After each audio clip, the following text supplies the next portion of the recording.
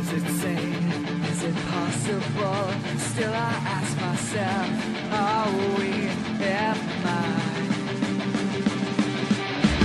in our game? It's not logical, but you contemplate, are we am I?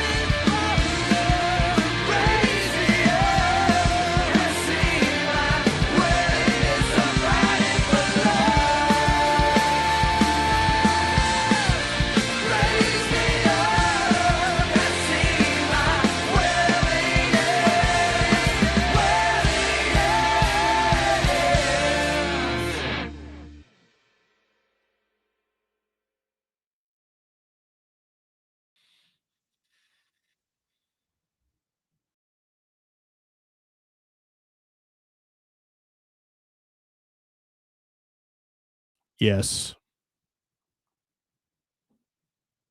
Yes. Yes. Yes. Perchance.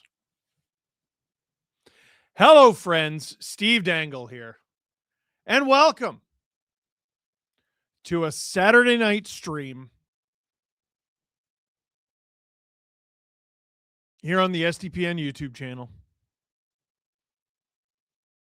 Click like, click subscribe. Tell all your friends. Now, we have some super chats to get to and everything, but I want to say something before we start. You ever get mad? I got mad.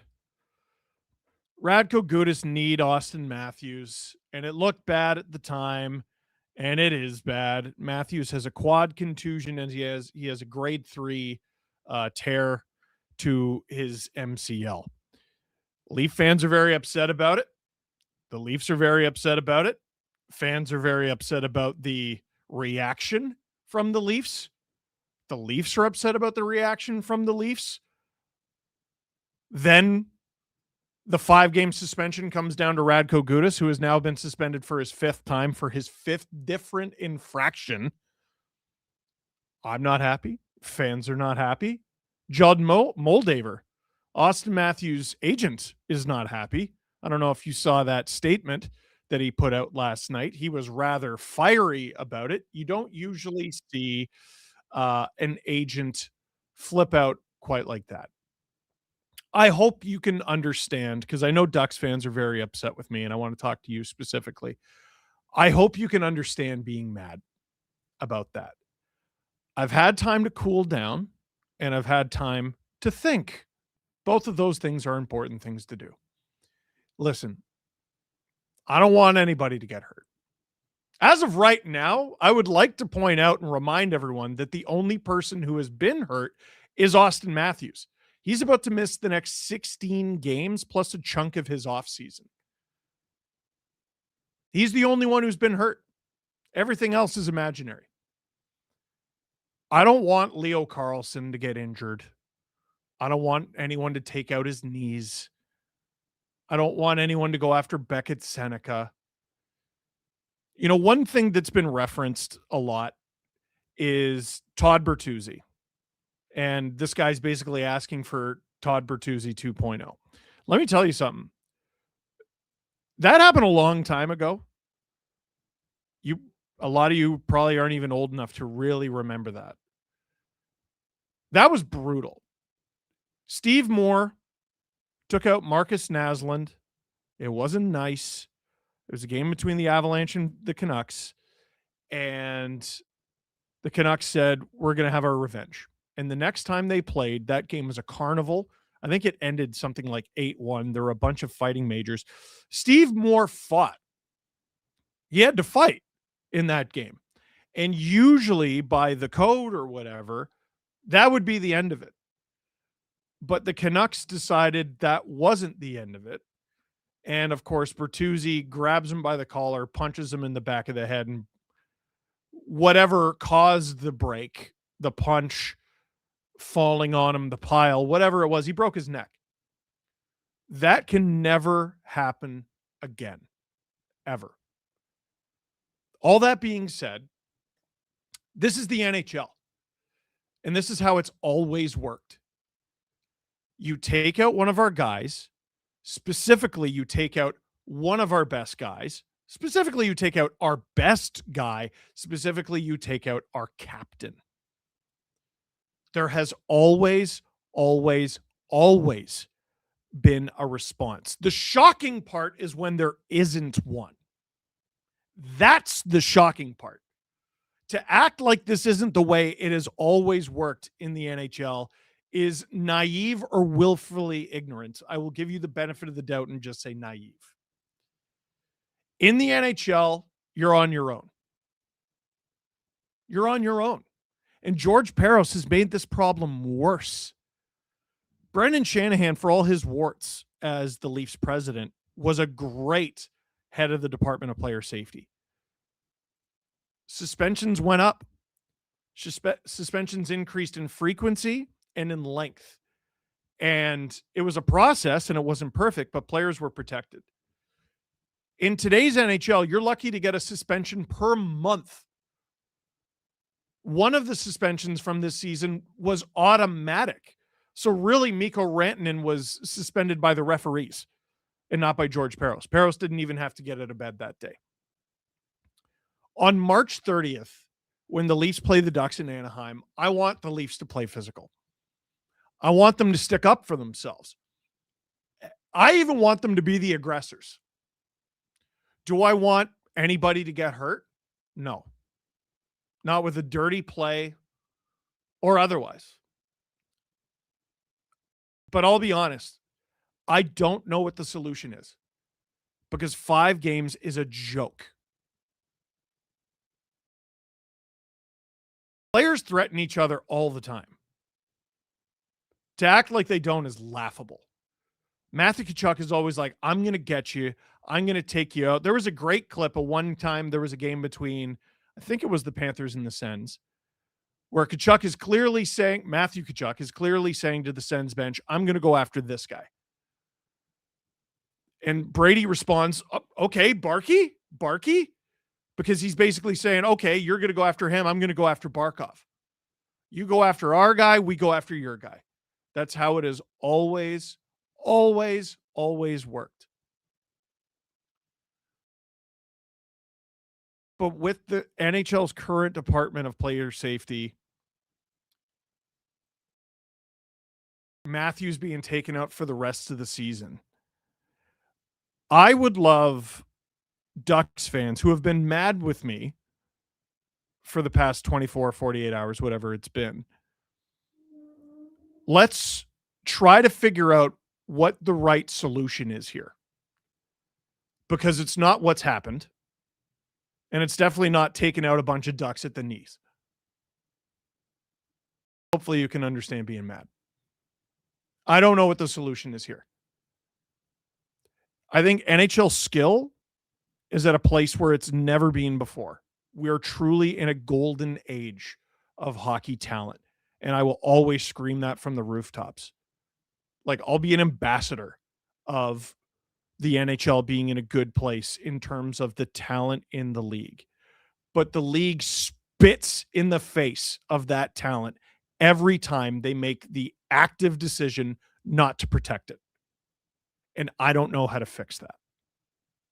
There. I got my thoughts out. Wanted to put this on social. That'll be too long.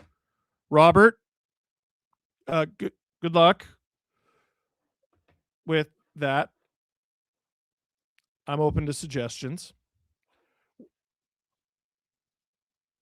Got it. Well, Bertuzzi context, but yeah, you don't have to put the whole story. Yeah. Now, let's talk about you, because that's what I care about. The Leafs are taking on the Sabres tonight. Tintin, welcome to STP VIP. Nicholas, welcome to STP VIP. Denise Marie, I'm sure it's Denise Marie, welcome to SDP VIP. Heather, the Avs fan, happy Saturday, everyone. Don't catch the flu. It sucks. I heard there's a bad one going around. Happy belated birthday, Steve. Mwah. May the Ides of March not spell bad times upon you all. And then she sent 20 SDBN memberships. Merci beaucoup. Just turn up the volume for my feed here. Francois Labelle, he says, go Leafs go. Help the Habs by winning in regulation. I'll take it, Francois. He said, also, fighting for love. Canadian girl, 2.5 weeks after surgery, I can finally focus on a stream. Thanks for the love 2 weeks ago, folks. Feeling so much better, but a long road ahead. I'm glad you're feeling better, and thank you for the 5 SDPN memberships. Francois Labelle, raise me up. And thank you for 5 SDPN memberships, you beaut. Chat, get your Pokemon copy pastas ready. We ride. Okay. I have a request. Hayden said he will walk off. I have a request. We need a middle ground. We talked about banning the word Vaporeon. And I am here to let you know I am not in favor of doing that. I don't want to ban the word Vaporeon. You can make the Vaporeon jokes. That's fine. You can make references to Vaporeon. But don't do the entire damn copy pasta, because you're going to ruin the chat, and then we're going to have to ban it. Don't do it. Invisible Enemy, Habs fan here. Can y'all do us a favor tonight, please, and win, pretty please? Oh, buddy, you're asking the wrong team. What is the best time zone to watch hockey in? I've always thought Pacific. Hayden says Central. So Central Mountain Time? So when the Leafs are in California, playing Anaheim, ironically, I'm going to be on Mountain Time, which is great because that's a 10 o'clock game. I told you I had copy pasta for the LFR last stream, Steve. I commit to the bit, even if it's a dumb one. Stop it! I quit my job just to get home and watch the stream. Let's go! Francois Labelle, are the Red Sabres in trouble? Is it because of Larkin? Well, yeah, he's so good. The best punishment is to make Gudas have to play 25 minutes, and if he plays less, you start the next game on a 5-minute penalty kill. He's so ass. That's probably from a Ducks fan. Shout out to Cammy Clune, hashtag #OldComerGo. Fun fact, Buffalo has been on this playoff push since they were chirped by Shane and Elia. That is true, and puck is dropped, by the way. Leafs, Sabres in Buffalo. Puck is in the Leafs' end. John Tavares with it.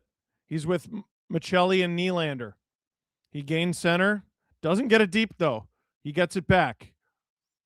Battling with Tuck, who's back in the lineup for the Sabres. Oh. So Hayden says over under 6 minutes for Quillen tonight. I'll take that over. He'll get 6. He won't get much more, but he'll get 6. Domi out there with Cowan and Nyes. Boy, this Leafs lineup was looking sad before they lost Matthews for the rest of the season. Madre de Dios.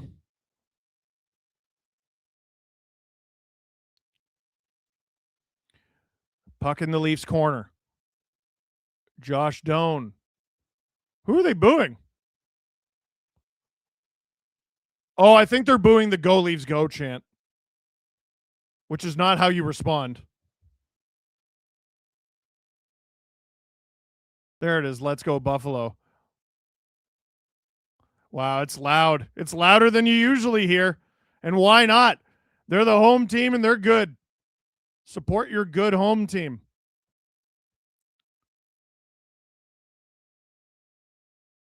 Oh, Hayden with a great question. Blue and yellow or red and black? I'm going to say blue and yellow. Red and black is sick, though. We do have a lot of blue in the NHL. LFR stands for Leafs Furry Reaction. No, it doesn't. Hi, Ulcer Boy. Hope you're feeling better. I am, mostly. Vaporeon jokes are in. Can I make Roomba jokes? I don't know what that means. Take your mind off the state of the Leafs. There's a new bird watching game coming out on Steam soon. Do tell. SJL Cinemas, thank you. And Meme Empress, listen, I'll resend the Flareon one I commented, but it's 767 words. What is the matter with you? That's twice the chat limit. Here come the Sabres. Here come the Buffalo Sabres. And they score. Owen Power rips it. That didn't even look like the most harmful shot. I don't know if there was a screen or a deflection. Doesn't really matter, does it? It's in the back of the net. 2 minutes and 1 second into this game. Buffalo takes the 1-0 lead. Owen Power starts this off. He gets fed with a beautiful one-handed pass from below the goal line. Was that Benson? Yuck. He is nails. Choo! That should probably be a save, but that's a nice play. Who's from the Sticks?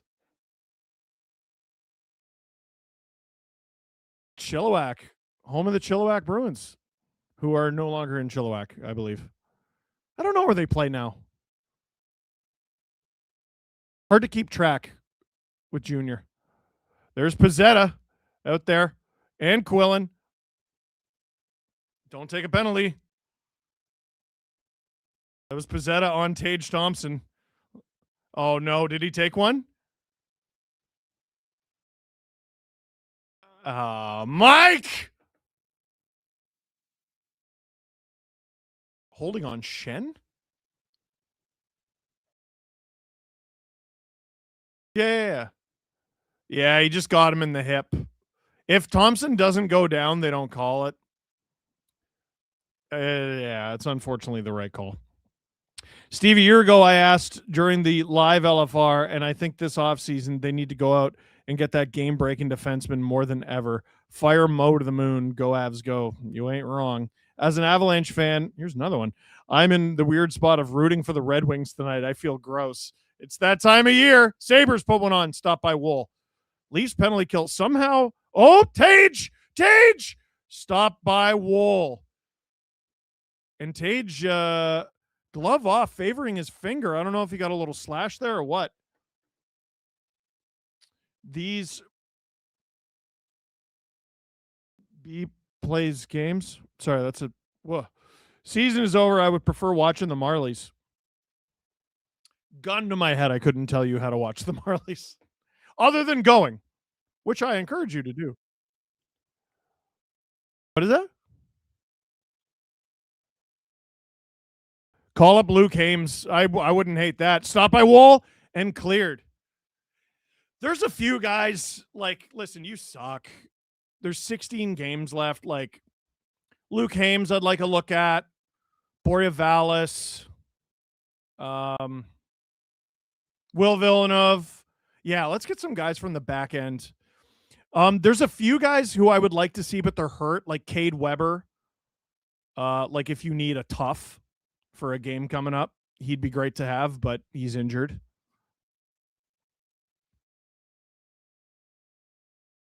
Danford likely will not be available, Hayden. He's because he's not with Oshawa anymore. He's with Brantford, and they're probably going to go deep.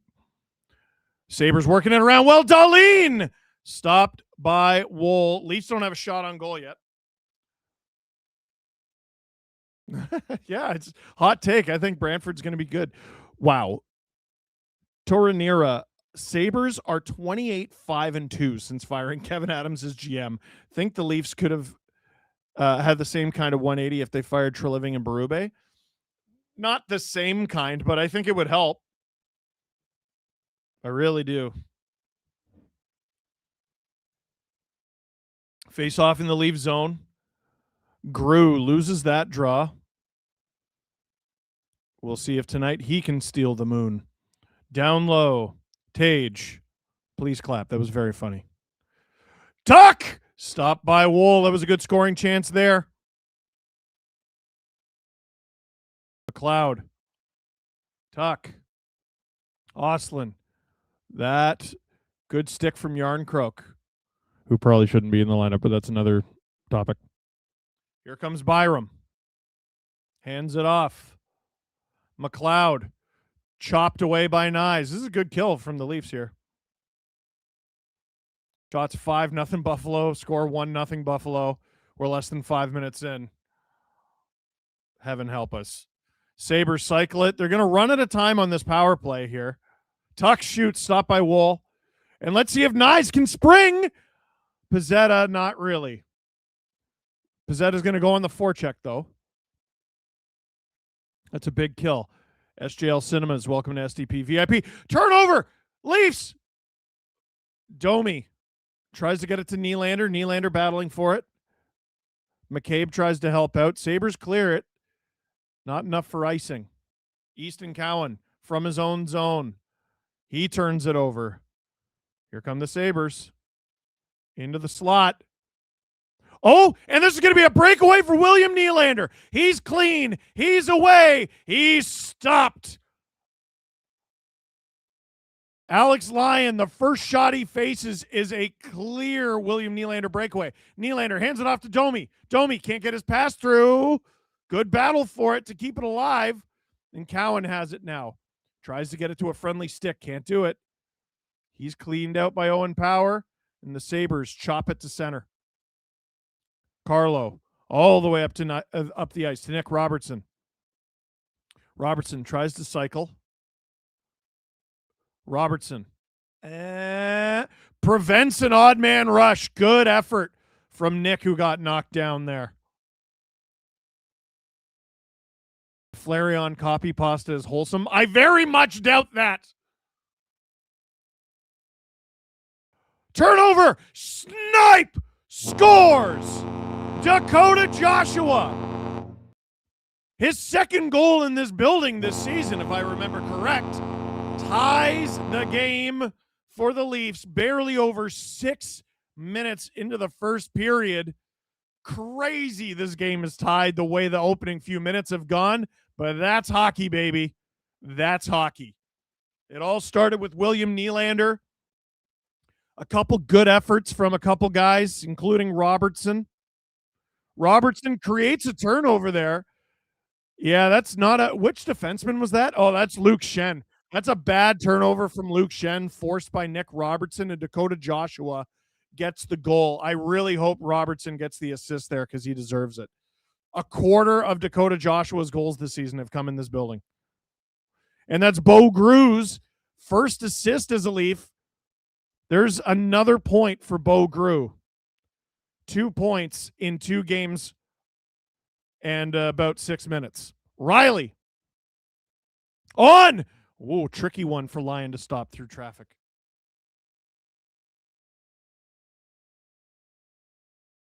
Carlo. Oof. Tough hit there from Zucker.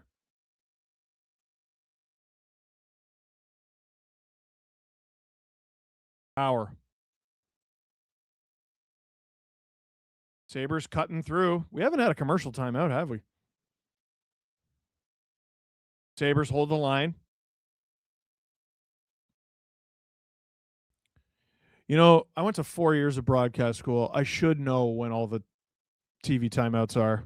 And I just don't care. 14, 10, and 6. As long as there's no icing or penalty, which easier said than done. And there's an offside. So we're going to get a TV timeout. Look at you, Hayden. Check you out. Yeah, I know. Yeah, look at you. It's good at you. Look, good at your job. Good words, Steve.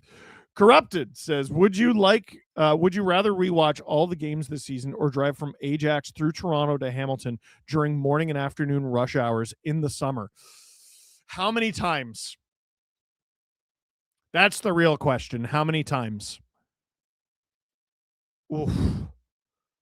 Both of those are my own personal purgatory. Hudson scores 3 minutes in. Habs over the Sharks, 1-0. Steve, going to the game on April 8th. Haven't been in 10 years.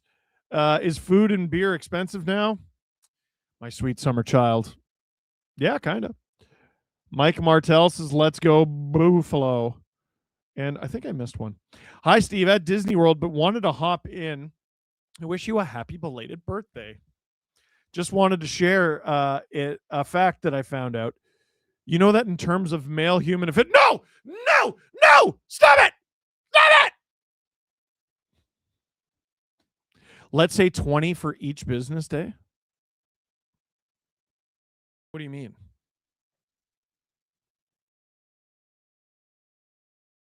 I have to drive to and from Ajax 20 times in a day? 20 for each business day. So wait, you mean 100 total? I'm confused.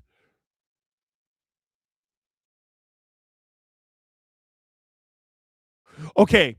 Let's make it very simple. Would I rather drive from Ajax through Toronto to Hamilton during morning and afternoon rush hour in the summer as many times as there are Leaf games? Or would I rather watch all the Leaf games from this season? I think I would rather do the drive and become the most well-read person I know just with audiobooks.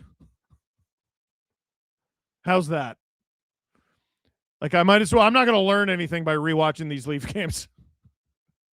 Might as well read some books. I'm having a great time working Canada Reads, working. I got to read 5 books for that, and I'm about halfway through. Darlene, trickling through. It's in the corner now. And Easton Cowan will start it up ice. Backhand pass doesn't go to anyone in particular. Wonky pass in the neutral zone from the Sabres. Bo Grew. Bo Grew looks like an NHL player. I don't know how good a one yet, but that's a downright adequate NHL player right there. Oh, and we got a fight. Dakota Joshua is going to go with Luke Schenn. What started this? Luke Schenn throwing the rights or the lefts. Lots of lefts. Joshua, he's going down to the ice, and he didn't really get to throw a punch. Luke Schenn making up for the giveaway.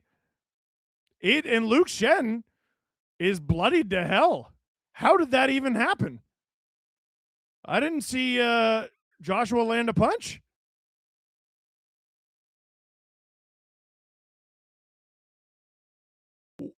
They definitely planned that. Joshua got right off the bench and went straight at Schenn. Oh, Joshua got him flush right at the beginning of the fight. Schenn looked pissed. Holy. He said, no, I'm good. Joshua's got a little mark just above his mouth. Schenn bleeding. So Luke Schenn, yeah, he's bleeding quite a bit. I was interested to see if Joshua got Schenn on the bridge of the nose because, and you'll notice this with Luke Schenn, the bridge of his nose bleeds all the time. And I know this because he told me about it. He got, I don't know if it was a high stick or a fight when he was with the Kelowna Rockets. But he basically got a botched, it was either stitch job or glue job on the bridge of his nose when he was in junior. And I guess it didn't fully heal properly, so it opens up really easily. So every time I see him and he gets into a fight or something, I'm like, there's the nose. That was a heavyweight tilt. 6'2", 225 versus 6'3", 218. Good God. Which one's which? Icing against the Leafs, exactly 11 minutes to go in the first period. SLS, Joshua's an inch taller, had a choice between watching the Leafs first period or go for pho soup with my siblings. Chose the soup today. You know what, man? It's not your job. You definitely go get the pho. Always get the pho.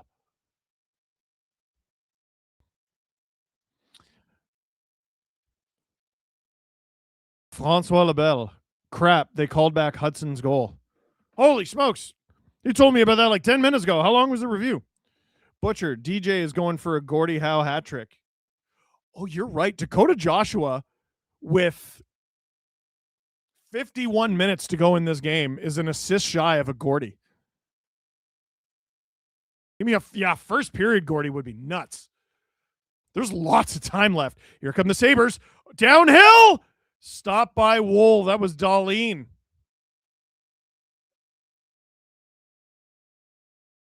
You know, the Sabres have had talented guys for years, but obviously the team itself sucked. I am so fascinated by what playoff Darlene, playoff Tage look like. There's a few guys. Playoff Power. Byram's won a cup. Did Tuck go to the playoffs with the Wild, Hayden? He must have. Played a few? Yeah. Did he win a cup with... Oh, I think he did win a cup with Vegas. That team was good, man. Nylander centers it, no one there. He did not win a cup. Really? And he also never went to the playoffs for Minnesota. We're both idiots. Myers! That one was a high shot, and it goes wide off a deflection. Myers keeps it alive, though. Gets it to Nylander. No, he doesn't. He gets stripped by Darlene. Good body from Darlene. Darlene is so underratedly strong. 33 points in 66 playoff games for Tuck. So he did, obviously, all with Vegas. And he didn't win the cup?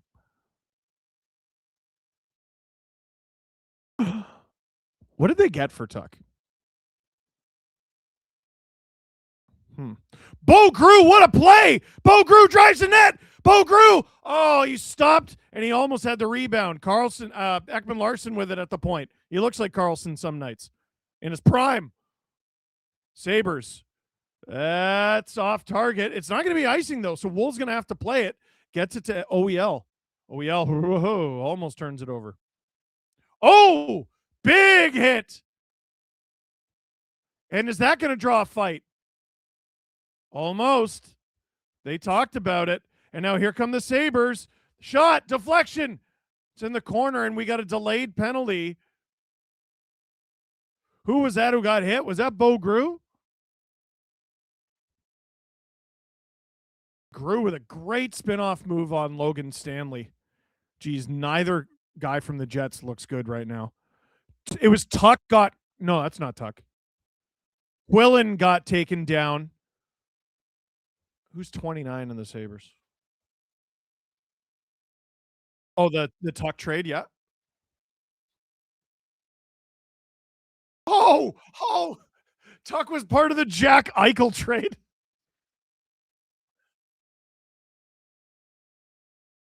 Jack Eichel and a third for, Tuck, Krebs, a top 10 protected first, and a 2023 conditional third. Yikesicles on bicycles. Wow. Quick stat. Gordy only had 2 Gordie Howe hat tricks. I do love that stat, Trash Panda. If he gets into 2 fights, is it still a Gordie Howe hat trick? It is not. Tis not. That is a Jesse take.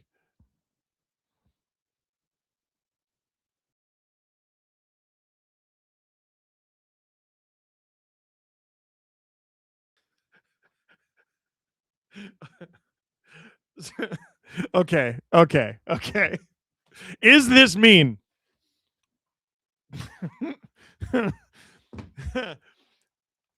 So in our beer league, we just have team blue, team red, team yellow, team green.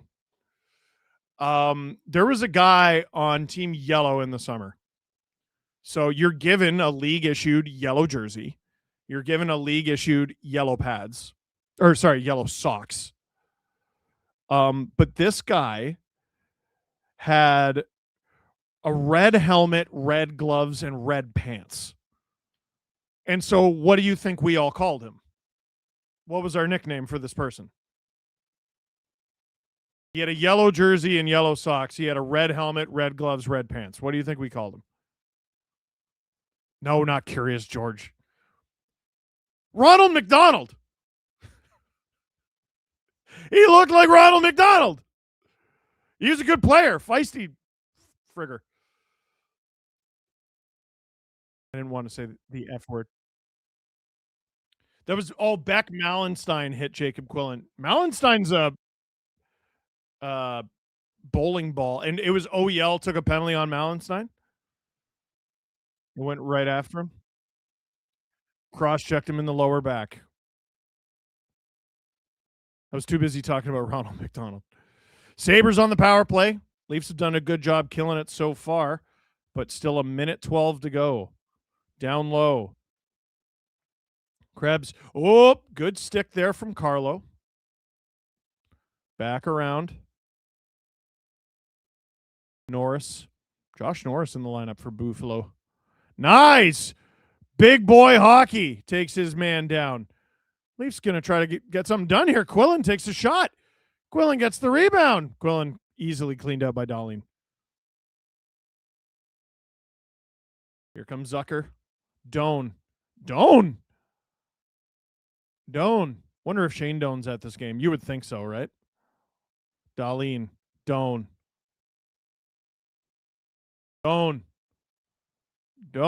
He's been given a lot of space here. Tage downhill.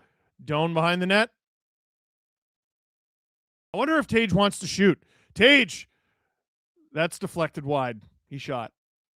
Norris. Tage. Norris. Dahlin. Norris thought about shooting, didn't. Dahlin. Norris. That goes well wide. Oh, Myers cleaned out. Oh, there might be a break for Oliver Ekman Larson. He's on a weird angle, though. Did the lights just go out in the building? Or was that my computer? Oh, dear. I hope my power's not about to go out. That was crazy. Nylander. Oh, what a pass to Tavares! Stopped by Lyon. Oh, that would have been filth. Michelli wide. Nylander can't find Tavares or Michelli. And the Sabres dump it into the Leafs' end. This is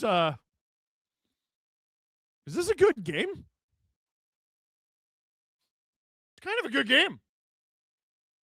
Yeah, you're right. Don't get trapped. Hey, Hayden, the Leafs have been scored on and taken 2 penalties, and this is already their best first period probably since the Olympic break.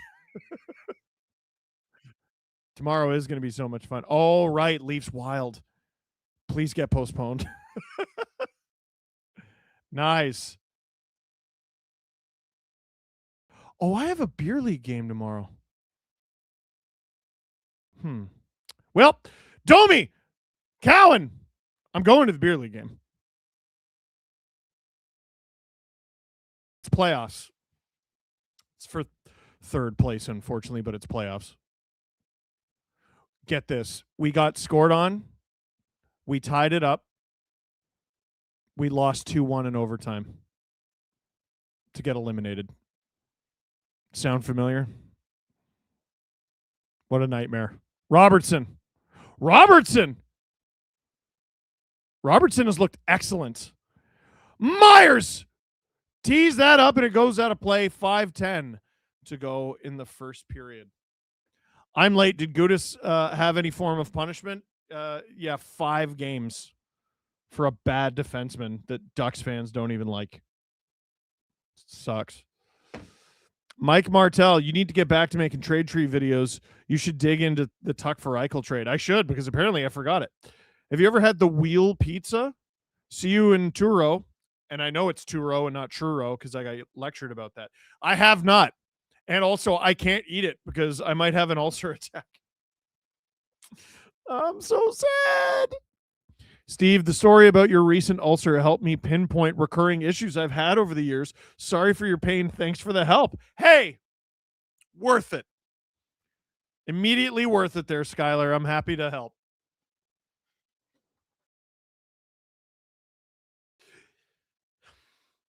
You know,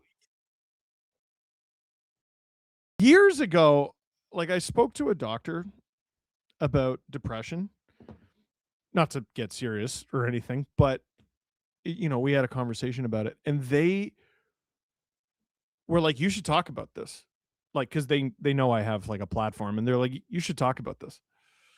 And I was like, yeah, you know, I've been thinking about it. And they like looked at me pleadingly, like, no, please talk about this, which I thought was odd from a medical professional, but like they want people to talk about these things, right?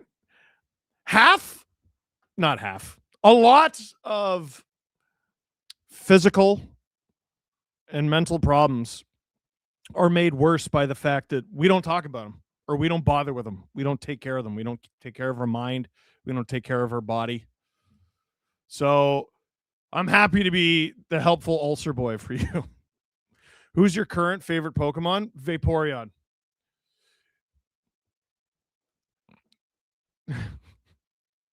The real answer is Articuno. Sandslash. That's interesting, Hayden. Francois Labelle. This time it counts. Caulfield's 38th goal. Back in the lineup. 1-0 Habs. The irony. 2 long streaks set to end this year. Oh, yeah. The Leafs and Sabres. Sabres kind of reeling here. The Leafs are in this game. Here comes Doan. Sabres with a counter punch here. Stanley to Shen. Shen on! Blocked away by Wool. And this is going to draw a crowd. This is going to draw a big crowd. Wool got knocked over, and Riley and OEL are in there immediately. And there might be another fight. Bo Grew and Josh Doan going at it. Bo Grew just took Josh Doan down. Norris, Stanley. Nick Robertson has Luke Shen? That's a bit of a mismatch, eh? Oh, OEL is getting punched a bunch. Shen and OEL. Norris is in there. Riley wants to go with his old D partner, Schenner.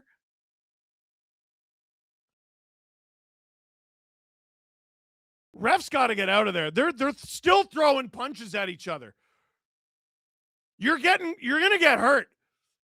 You're going to get hurt, and it's going to be your fault. Logan Stanley is such a Yeti.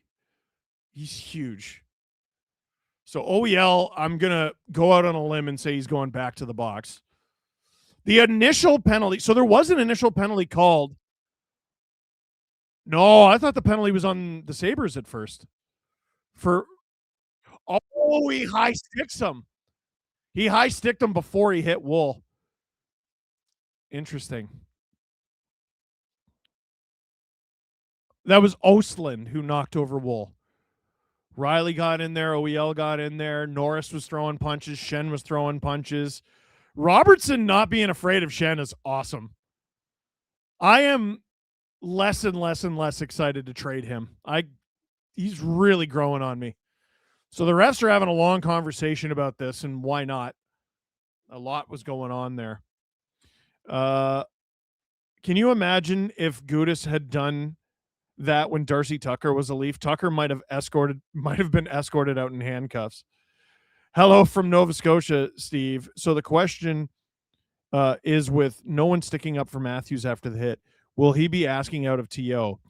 I don't think so, but like people talk about, the media and the fans.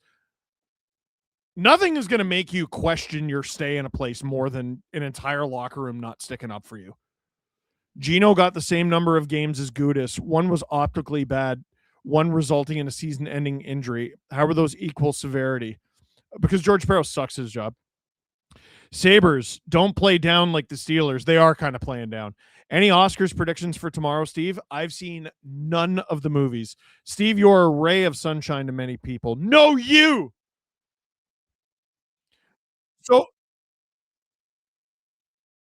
So Hayden has a question from someone who was a little young for the Tucker era, which is Hayden. Who was more unhinged, Domi or Tucker?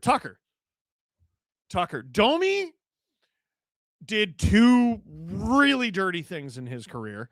The elbow on Niedermayer and the just soccering Ulf Samuelsson. But Tucker was a nutcase. Tucker fought the bench. Oh, Domi did fight a fan. You know what? Don't break down the penalty box glass. I think just standing there might have been crazier. Leafs have a power play out of this somehow. You interviewed Ty Domi at Sportsnet, Hayden? Oh, at the Fan. Oh, you interviewed the Fan. Yo, okay. So Shift Work by Ty Domi, that's his book. It's not a great book because I read it and I had more questions after reading it than I had answers. Here come the Sabres shorthanded. McLeod, shot, stopped by Wool. Minute 23 to go on this Leafs power play. And boy, they better smarten up quick. Michelli gets Matthews spot on the power play. Good point, Hayden. Nylander, that's a nice pass to Nylander. Riley. Oop-a-day. Kicked away by Michelli. This is not a very good power play. Leafs have to go get it. Second unit. This is basically the second unit. Is going to be going on the ice. I was about to say OEL should be on. Oh, turnover from Nylander. Almost a point blank chance for Buffalo. This is a disaster power play for the Leafs. Colleen dumps it. 35 seconds to go on this power play. It's McCabe with it.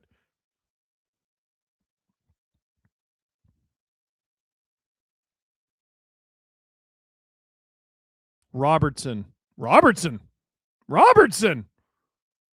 To Dakota Joshua to a ghost. 15 seconds ago in the power play. Wool has to play it to Cowan. 10 seconds. Cowan to Domi. Get on your horse there. Robertson. Boy, that was a brutal power play. No shots. 2:30 to go in the first. McCabe collects it. Butcher, this Matthews incident might have awoken a beast. I don't know about awoken a beast, but it definitely got the Leafs to play like an NHL team, which is the bare minimum. Bo Grew takes it off of Alex Lyon. Can't center it. Here comes Tage Thompson one-on-one with Simone Benoit, and Thompson flubs it, but a shot. I think that was Mallenstein. Grew off the glass. Sabres have it. Tage, who I chose not to dress tonight in fantasy. God help me. Nice body there. Was that Grew? I think it was Grew. Nice. Dumps it. Nyes has 2 Sabres on him. And I think he knocked them both down. 90 seconds to go in the first period. Here come the Sabres. It's Doan. Centers it! Wool has to do the splits, and he covers it up. 1-2-3 to go in the first period. I feel like the Leafs need a Lawson Krause as Ryan. They don't need big. They don't need... They need mean more than they need big. They also need speed. Hayden is too young to remember the Tucker era. God, I feel old. Yeah, tell me about it. Buffalo's penalty expires. When Buffalo's penalty expires, it's the Pokemon Poke Center heal sound. I noticed that too. Alyssa, as a Pens fan, having Gino out and Sid still out, thanks Radko. I'm bitter AF about Gudis. Got the same number of games as Gino. League makes no sense. It's bad. It's poorly run, man. Like, there's nothing else I can really say about it. Robertson, great effort. Takes it off of Metza. Cowan, Robertson, healed it. Cowan, great forecheck. Almost creates a turnover. Sort of does, actually. Oh, weird bounce off the boards. Sabres still can't get out. Now they do. Osland up the ice. Here come the Sabres. That's Dahlin. Feathers it. Domi gets it out of harm's way and into the neutral zone. Leafs get a full change. Logan Stanley, under 40 seconds to go in the first, dumps it.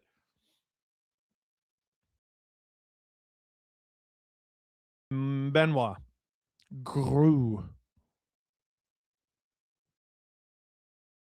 Quillen. Joshua. Byram has it in his own end. 20 seconds to go in the first. Icing against the Sabres. 15.9 seconds to go in the first.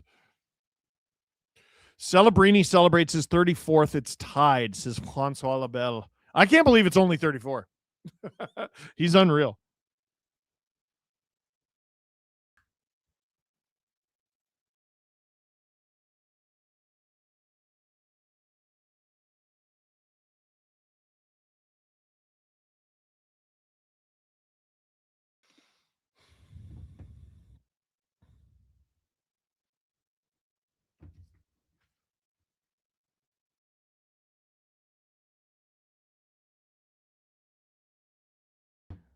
Wool plays it.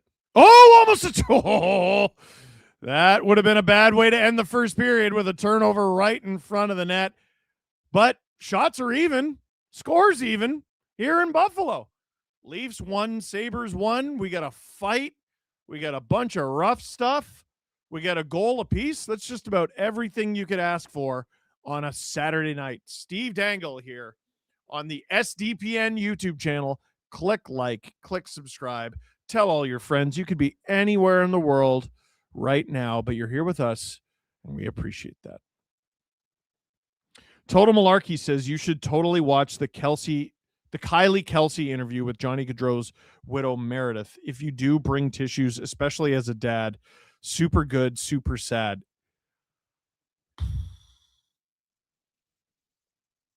Yeah, Hayden said he watched 10 minutes and he had to stop.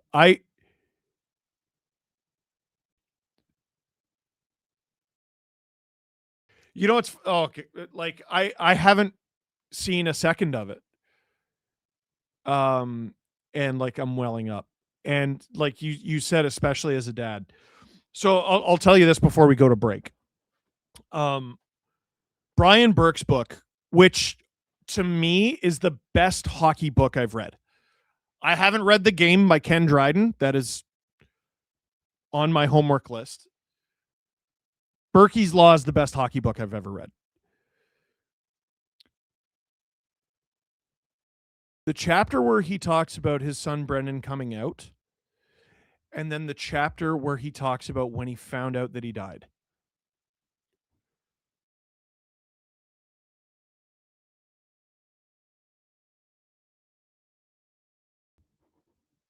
Can't do it. Can't do it. So, yeah. Like, I'm never going to listen to that again. If I ever re-listen to that book, I'm skipping over those chapters. I can't do it. So I don't know if I can handle that interview. I don't. Narc says Berkey's book rules. I have it on audiobook. He reads the audiobook, which not all authors like doing. I like doing it. A lot of them don't like doing it. Berkey does it, and it makes it 1,000 times better. And him reading those chapters, it's devastating. It's the sort of thing you should only do once if you ever do it. You know what I mean? Yeah, I agree. Burke's Law. Is it Burke's Law or Berkey's Law? I should know. It's my favorite hockey book. Is amazing and so sad in parts. Yeah, it's devastating, man. It's devastating. It's crazy. Hayden, you have something to pick us up? As long as you're not an Oilers fan, he says. All right. Oh, it's the Steve Dangle podcast. That's myself, Adam Wilde, and Jesse Blake talking about what the hell do the Edmonton Oilers do with Tristan Jarry. Listen, you figure out Jarry in the offseason, you run Ingram Pickard going forward. Enough of this. Enough. Holy cow. You're going to ruin this whole season by playing that guy. 855? Yeah, he's unplayable. That's unplayable. So think of how bad Levi Merrilainen was for the Sens. Remember that? And he's getting called out by, I think it was it Thomas Chabot or no, Jake Sanderson. Mm-hmm. He's worse. He's statistically like kind of significantly worse than Levi Merrilainen was for the Sens. And they gave up a goaltender who went to back-to-back Stanley Cup finals and was expiring this offseason to take on the money of Tristan Jarry for the next few years. Like that's the decision they made. Trading Stuart Skinner, I totally understand. They needed to try something. Boy, howdy, that was not the thing. Jarry was on waivers last year. If we're gonna passed on him, yeah, we weren't going to start here, but let me throw some stats at you that I dug up on Tristan Jarry. And somebody online made it even better. I think it was Captain Jack. But I just looked up in the last 10 games, how many goals has Jarry given up? How many games? 10. Captain Jack, I think, had this one, but I did have this. I did this myself. 45. It's 41. That's crazy. In how many of those games, Jesse and Steve, in the last 10 games, has Jarry given up less than 2? So a goal or 0? 1. I'll say 1 as well. 1. Oh, there you go. Gee. 826 save percentage.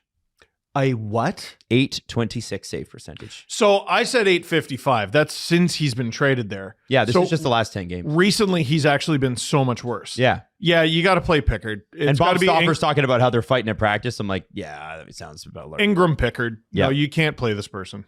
No, and you're probably going to have to buy him out. Good luck.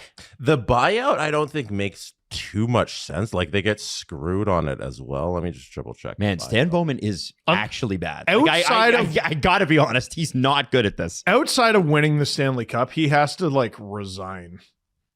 Like, okay, you can't bring that suggestion to ownership. You can't. Nope. Hey, I'm going to buy out Jarry. No, you simply have to resign. Yeah, so this is the buyout situation because he makes $5.375 million. That's the cap hit for the next 2 seasons. And the buyout is 4.1 or 4.7 and then Oh my 4.2. God. So you might as well pay the $1 million to have the goaltender. Yeah. Or just send him down to the minors, as opposed to like we're saving $1 million. It doesn't really help you. It's Jack Campbell extended. Yeah, it's bad. It's a situation that you put yourself into. It's an unforced error. At what you point made. do you just tell the player stay home? Yeah, eventually we got to send you down to Bakersfield. No, like No, not even that. I don't want you playing with our developmental No, system. I don't- LTIR. Like I'm not even joking. I think you go to Bakersfield. You Lou Lamoriello it. You LTIR it. Say you're not playing this season. Declare yourself out the next 2 years. Whatever Lou did to get Lupul and Robida and all these guys to do that, do that.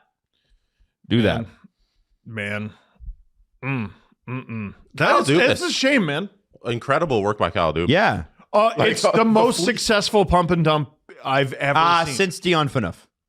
No. That was a pump and dump. And that was but on this purpose. this is so much more cut and dry. Like, Dion Phaneuf had like 5 years left on his deal at $7 million. yeah, but like at least the Sens like got a little out of it. He wasn't a terrible Sen. Like they went to the conference final. Yeah. And also it wasn't as Watch cut the and Oilers dry. will too with Jari. It'll be hilarious. He'll have an 826 the whole way and they'll still win. Right. Like it wasn't as cut and dry as he was like 9-3-1 or something was his record in Pittsburgh with a over 900 save percentage. Got traded, turned into a pumpkin like immediately. Mhm. Immediately. Joking. He sucks. Like Kyle Dubas, if I remember correctly, when he was GM of the Leafs, made a bunch of trades with Stan Bowman. And like that was one of the things we sort of talked about. Well, he was more Kyle Davidson, was he not? It might have been Davidson. I thought it was Bowman. Maybe it was Davidson. Fleury deal to Toronto was a Davidson deal. Like I guess what I'm getting at is like if you're Stan Bowman, you can't make a trade with that person ever again. Like they fucked you. They cost you your job. There is a good video out there if somebody was willing to do it.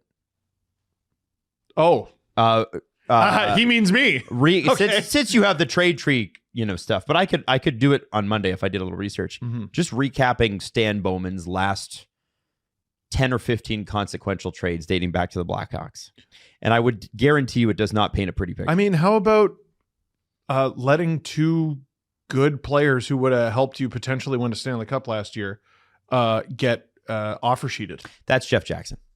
You're right. Stan didn't take over until mid-August, remember?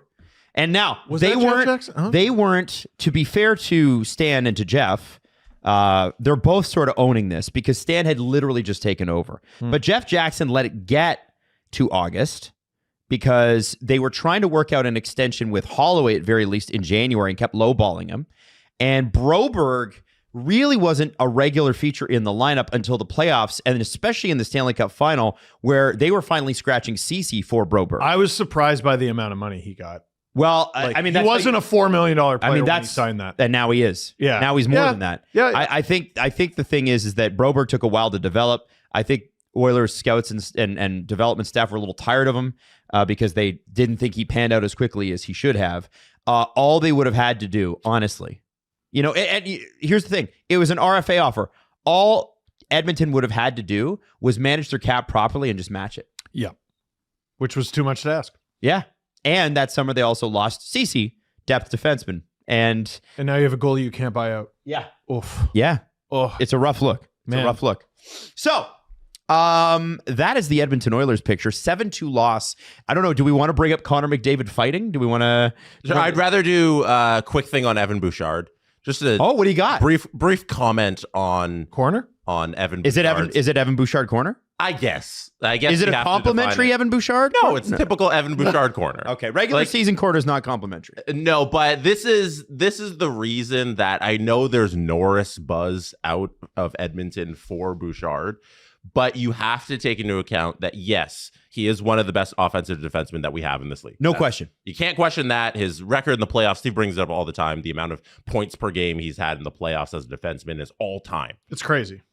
But the defensive side of the game is a big part about being a defenseman. Oh. And you have to be excellent at both ends. And little things like this, like last night in Dallas on the The third goal that was scored, I believe, is Jason Robertson who's going to make this play, are the little things you see where it's like, Evan, we can't have this happen in the moment. So first shot of the game for Dallas goes in last night, and they score on that. So already down. Also, 1-0. shots are 9-2. Shots are 9-2 at this moment. Yeah. Then there's a turnover where they get a 2-on-1. Evan Bouchard, it's not his fault. He just got on, and he has to deal with this 2-on-1. Dallas goes down. They score on that 2-on-1. Yeah. So you're already down 2-0. It's 5 minutes left in the first period. Shots are 9-2, as Steve mentions. And then this happens. The puck is in the Edmonton offensive zone. They're cycling it around the back, and the puck goes up to the top to Evan Bouchard. So he's going to get this pass. Typical play, right? Yep. He's just defenseman gets the puck at the top. But Evan Bouchard, puck's on his stick here, does not make a strong play on the puck. What should he do here, Jesse? What can he do? What are his options? It's read very well by the Stars. The answer is literally anything but what he does. Because what he does here is not make a quick decision, and that allows the Dallas Stars player to simply take the puck off of his stick. And goodbye. Man, goodbye. That is shades of Tyson Barrie. The only difference is Tyson Barrie would have fired it off the Dallas player's knee. It reminds me of being at Shinny, where you can just go up to guys and kind of just poke the puck away. Yeah, because give me that. we're all not very skilled. So you kind of just take the puck, and Evan Bouchard just gets the puck taken It's a good read. Off of his stick. Oh, yeah. No, you have to make a great play at this level to make plays like this. 100%. He has McDavid. It might have got picked off, but even if it did, it wouldn't have resulted Who in a passed to breakaway. him? So who got Evan Bouchard the puck? Who passed him the puck? Was that Hyman behind Is that the net? Hyman? Yeah. So he has Hyman and McDavid open. Yeah, I'm just asking him, move the puck. He could, he could even cross. It's on your stick here. You have space between you and the attacking player that's coming at you. You got to make a decision. You can't let him just simply take the puck off of your stick. And that leads directly to a 2-on-1 the other way. Darnell Nurse is going to stop that. Yeah. that's the guy you want. That's what he does so well. That's no, he doesn't. Evan Bouchard tries to get back. Eventually, he gives up. And you'll see straight knees Bouchard just not make a play. Great. And Dallas shoots it, and they score. Yeah. And that, to me, was the end of the game. It was 3-0, and Edmonton's cooked. Game's over. And Evan said to McDavid, "You're welcome." I mean, at the end of the day, he made a mistake. Make a save. Oh my God! Yeah, Make a save. That's the most Holy important thing cow. in the conversation is they don't have goaltending. Yeah. Make a save. They do. His name's Connor Ingram. Connor Ingram and Cal Calvin Pickard couldn't possibly be worse. Couldn't possibly. I now understand why Calvin Pickard's agent was so pissed. Remember, he went on that podcast. He's like, Calvin's done nothing but My perform client here. lost a job to Tristan Jarry. Yeah. Get out of my face. Sorry, and that was Jason Robertson, unassisted, who made that wonderful play. If you watch the little dots here, Oh, it was assisted. assisted by Bouchard. Sorry, is that gold medalist? There's Jason Robertson, Sorry, not gold medalist, making that beautiful play all by himself, taking on all of Edmonton to score that goal. They probably would have gold medaled harder, I think, had he been in there. Too cold, too furious. Yeah, I still think they made a mistake, even with the gold medal.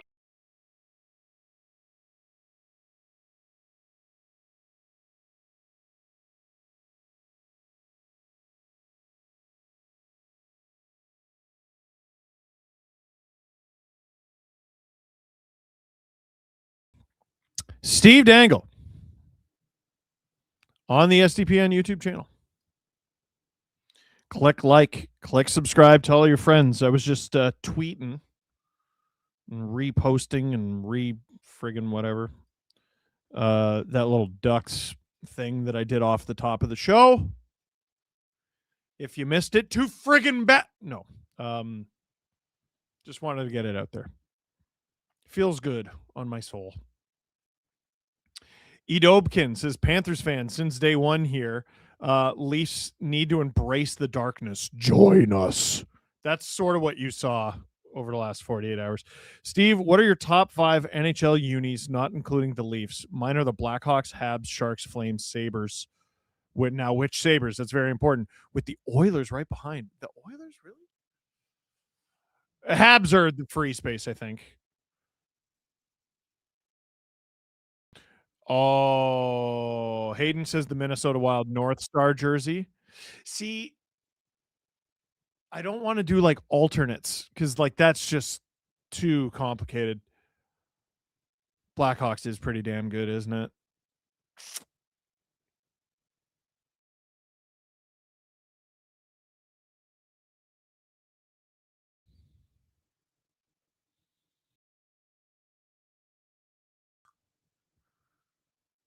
This is tricky.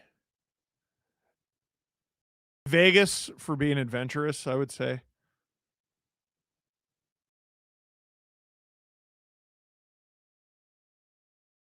Oh, Hayden says still waiting for someone to try pink. SLS forgot to mention only current unis. Yeah, true. Okay, I'm gonna answer this one more super chat, and then I want to talk about something I was talking about with Hayden. Burps McGurps. Is any part of you afraid the Leafs respond to the Matthews hit like the Rangers responded to the Wilson hit on Panarin, and it hurts them for years? Yes. Dan Patrick, here's some horror. If the Leafs win out, they have 99 points. If that could put them in the wild card or 6 from the bottom, listen, that's not going to happen, so we don't have to worry about that. They're not winning 17 straight games. Okay. Producer Hayden wanted one thing for Christmas. One thing. And he got it. That thing was a lava lamp. It is now on screen. That's beautiful. Is it hot as hell? It is extremely hot. Why did you touch it, you idiot? Because it's being a little... You're a silly goose. Now, Hayden, I have not told this on stream. I don't think I've told you. I'm being real vulnerable here. There's something I've wanted for a long time, but I've been too embarrassed to ask for it. This Christmas, I asked for it. And this Christmas, I got it. And folks, let me tell you, I've been using it.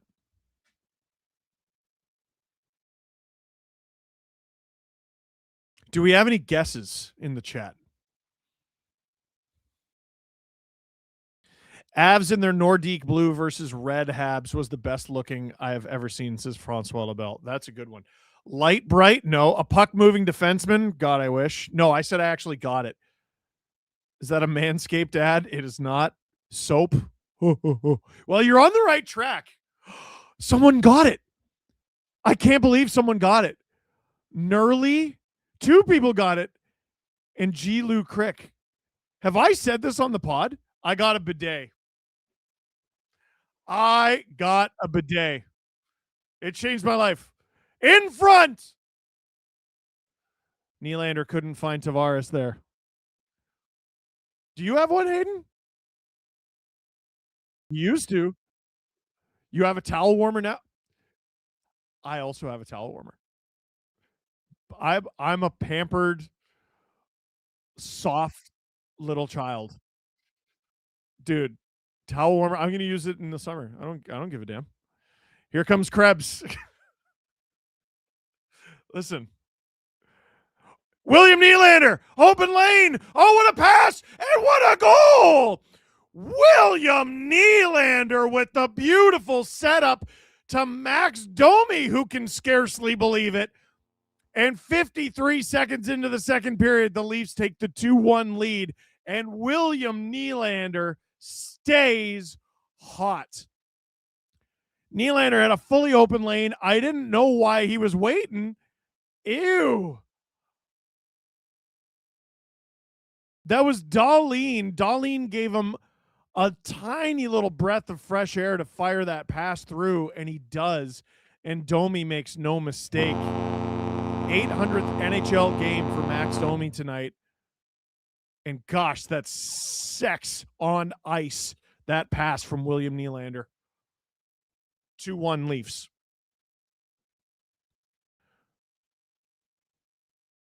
That was the bidet of passes. Will Max play more games than his dad? Asks Hayden. Shot! That goes wide or high. Ty played over 1,000 games, which is 1,020, which is psychotic. because he fought so damn much. 3,515 penalty minutes. Is that the record? What is the please look that up, because that's nuts. Myers in his own end. He's third behind Tiger Williams and Dale Hunter. Insane 3,500 isn't enough. Tiger Williams just shy of 4,000 penalty minutes, which I know probably bothered him. Wool, Benoit airmails it to center ice. Bounces on Luke Schenn. He has a little bit of trouble with it, but manages to get it to Logan Stanley. Gets it to Noah Ostlund. Shot. That doesn't make its way through. Dahlin has it at the point. On, deflected. Collected by the Leafs. And airmailed once again. Way high. Joshua, good job winning that puck battle. Finds Grew on. That doesn't find its way through all the traffic in front, and the Sabres break it out with speed. Benson, Dahlin, Carrick, former Leaf. Crazy Sam Carrick and Luke Schenn are both on a playoff team in 2026 together. Wool leaves the net open there, gets it back. Is something wrong with his equipment? Oh, it's his stick. Sabres hold the zone. On, stop by Wool. They clear the rebound, and here come the Leafs on the counterpunch. OEL through middle. Robertson shoots it. That goes off a stick and out of play. 16:57 to go in the second. Francois Labelle. I'm not a fan of having a drinking fountain in my toilet. Oh, you're not being mature about this. Join the resistance. James, who's your favorite Leaf and favorite non-Leaf of all time? Favorite non-Leaf of all time is Jarome Iginla. Favorite Leaf growing up, Felix Potvin.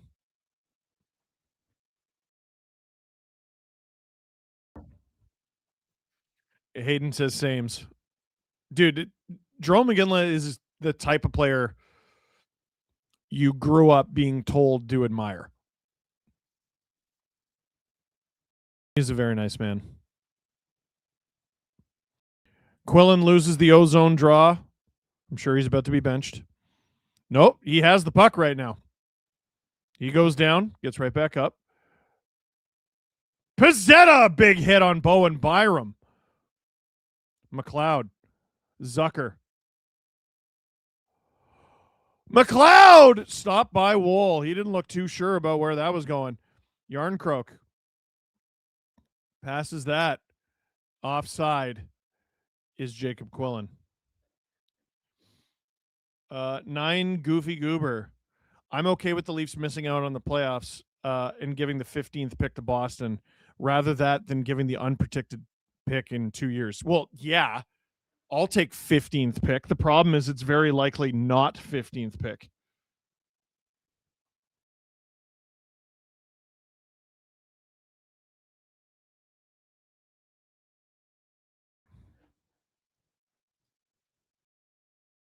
Shot! Whoa, that came out of nowhere. Nylander. Tavares has been sniffing tonight. Page up the ice. Can't find his man. That was Benson. By the way, Zach Benson. Forward. Where's number 6? Hate it. Dahlin. Tage. Battle in the corner. I don't hate Zach Benson. It's just, I don't know. It's very off-putting. Benoit might have just taken a penalty. They wanted to see one. Doesn't look like they're going to get one. In front, deflected. Stop by Wool. He's been sharp.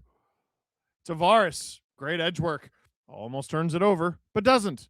Yeah, he does. Now he doesn't. He gets it back. He looks pretty tired, though. Sabres, that's onside. They hold the line. Josh Doan fires that wide. Yeah, I hate when guys, Hayden's like, I love when everyone stops playing the game and starts being a ref. No, it's onside. Dude, play. There's review now. Just friggin' play. McCabe gets it out.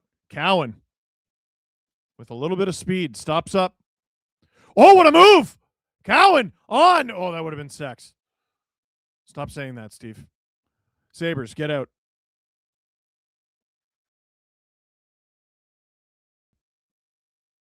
Turnover. Nice. That's on. No! I thought that was on. Offside against the Leafs, 14:36 to go in the second. How do you confirm there isn't poop residue on your butthole after you use a bidet? Should I test it out with a garden hose first? Instead of answering that,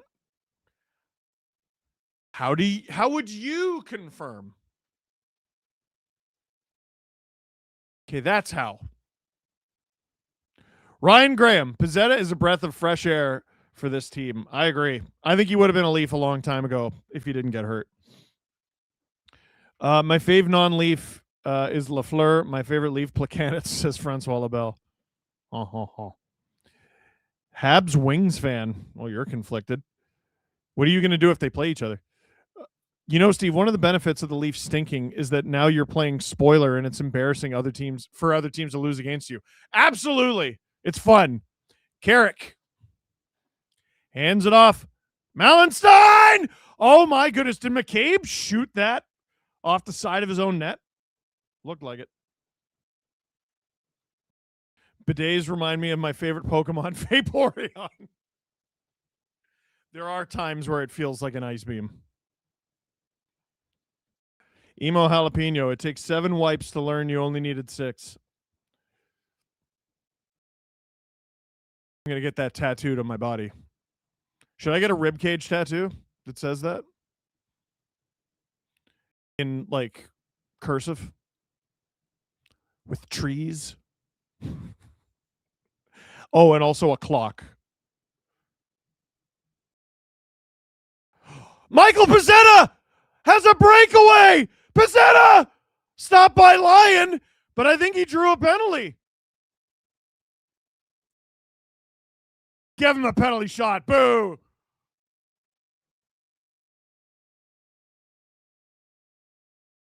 A Pizzetta penalty shot would have been insane.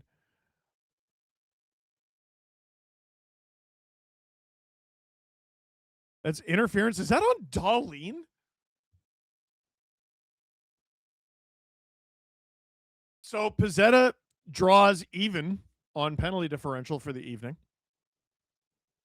Took a penalty on Tage Thompson earlier. Draws one on Rasmus Dahlin.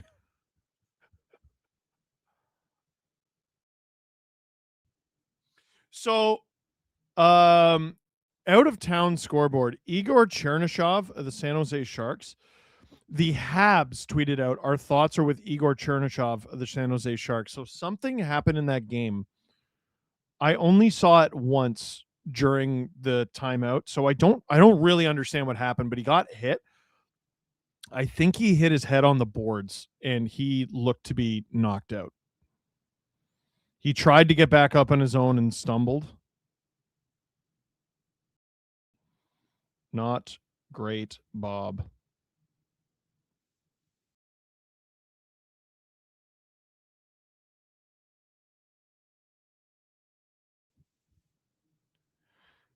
He smokes the back of his head on top of the bench, says Hayden. Looks like he's out as soon as his head hits the boards.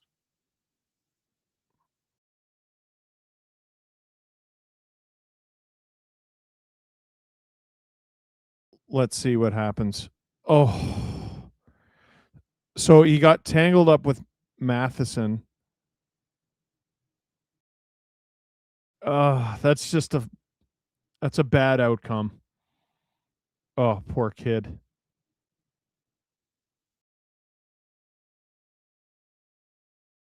Yeah, no, he's out. Like that's like, no, I'm not a doctor, but he's out.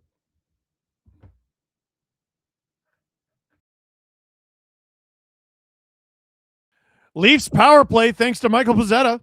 And they already have the 2-1 lead. Their last power play sucked. Hopefully this one's a little better. Sabres clear it. Oh, Boldy scored? Says Hayden. Let's go. Fantasy. Let's go. I dressed Pasternak and Boldy instead of Tage in NHL Fantasy Stars. Oh, Boldy's having a great game. Goal, 5 shots, 2 hits, 2 blocks. That's 46 points. Let's go. Pasternak, also 46 points. Assist, 8 shots, hit, block. Feeling pretty good about my decision. Not feeling pretty good about the Minnesota Wild, who are my team card. Their current score is -2. They're losing 4-2 to the friggin' Rangers. You got a Russia goal? Who's that? Yurov from Tarasenko and Trennan. Can they do it 2 more times? Leafs at the point. Oh, Michelli! Ah! Oh, you got to shoot that.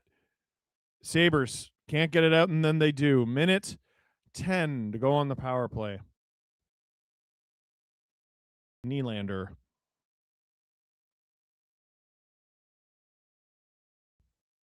OEL.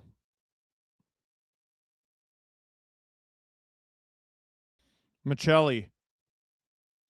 Tavares! He's blocked. Tavares really sniffing tonight.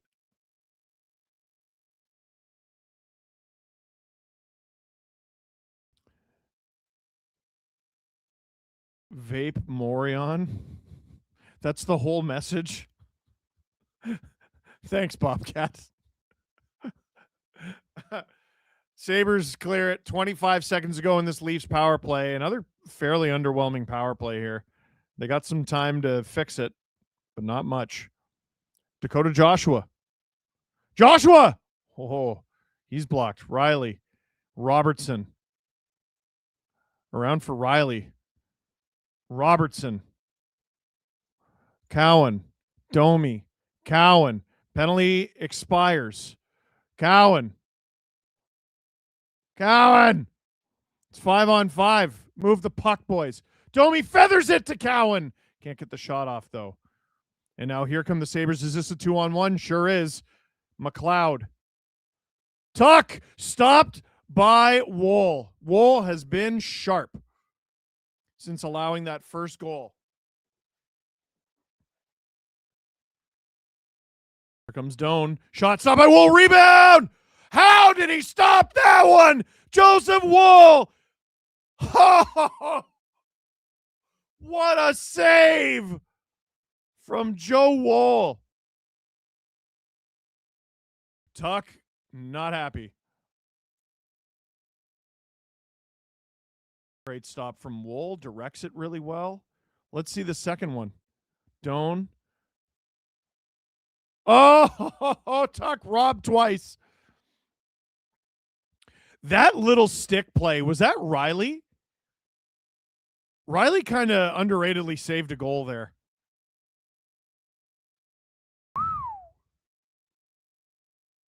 Bump goal, Alex bump goal in Philadelphia. Game is tied 1-1, says Katie Fay.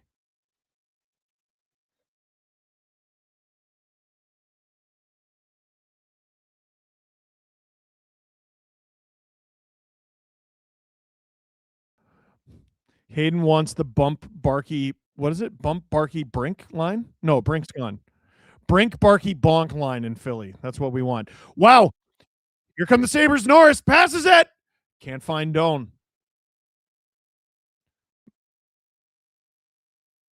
Leafs are about to get called here. Slashing call. I'm not sure who it's against. Camera's on Bo Grew. 10 minutes and 9 seconds to go in the second period. Who was the penalty to? I missed it.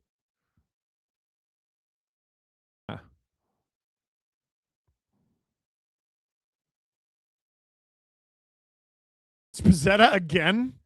Mikey, buddy. Cassie, happy belated birthday, Sir Dangle. Thank you. Thank you. Extremely generous. Knower of hockey. Here's to hopefully a Leafs win for you. Since I know you like silly hockey stats and trade trees, what is your favorite silly stat or trade tree? Have a lovely night. I said this one at my wedding because you had to beat me at trivia, or you had to stump me at trivia to get us to kiss. Every single Bruin played at least 10 minutes in Game 7 of the 2011 Stanley Cup Final, except for Thomas Kaberle. That's just off the top of my head. Thompson! That stopped. He had the one-timer cocked just shy of 92 miles an hour. Darlene, Joseph Wool, they're saying left a mark on him. Thompson. Norris. Thompson, Norris. Darlene. On! That goes high. Thompson. Deflected wide. Carlo. The net is well off. 1:04 to go in the power play. Sabretooth didn't like it. Yeah, what's your silly stat, Hayden? The Leafs' least amount of shots on goal in a game. I think I know the answer. Came in March of 1999. They had 9 shots and a 4-0 win. You know what's funny? They had 6 shots in a Game 7 against New Jersey. Look it up. They did not win. They did not.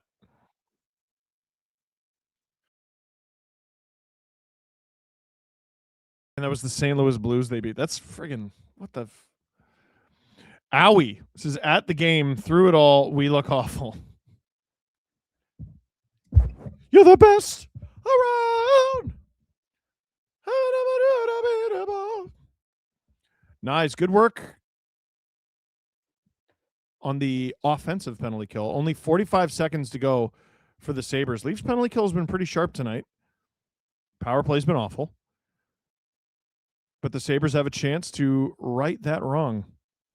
35 seconds now. Down low. Wide open. They tuck it in. Jack Quinn off a nice feed. I think that was by Noah Ostlund. Pizzetta, buddy.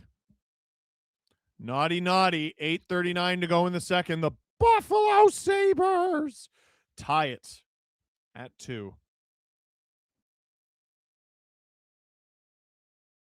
Our favorite Rick Jenneret call says, Hayden, it's got to be, are you ready, Legion of Doom? Here come the Buffalo Sabres. Oh, Mayday is very good. Mayday! La la la la la la La Fontaine. He has so many good ones. Are you ready, Legion of Doom? Here come the Buffalo Sabres is frigging nails. On a call that iced a playoff series, heading into your next playoff series, setting up your next playoff series against the most feared line in the league at the time. Shit, yeah. Then we get another whistle in a TV timeout. Jacqueline, which Jesse always insists is pronounced Jacelyn, the way that you spell it. But I grew up with a Jacqueline like the way you spell it. I had a bit of a crush on her. Number 6 was nicely worn by another winger, Ace Bailey. Yes, but that was some time ago, Jacelyn.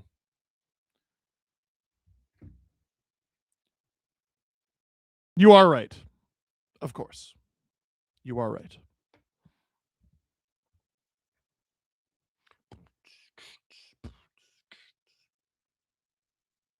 Hayden says blind rank time. All-time Buffalo Sabres. Okay, let's go. Fastest NHL hat trick was in 1952. 21 seconds, says Cassie. Oh, I thought you were going to give me the Sabres. Oh, okay, good. Yep. Jason Pominville. The population of Pominville. There's one. I'm going to go 4.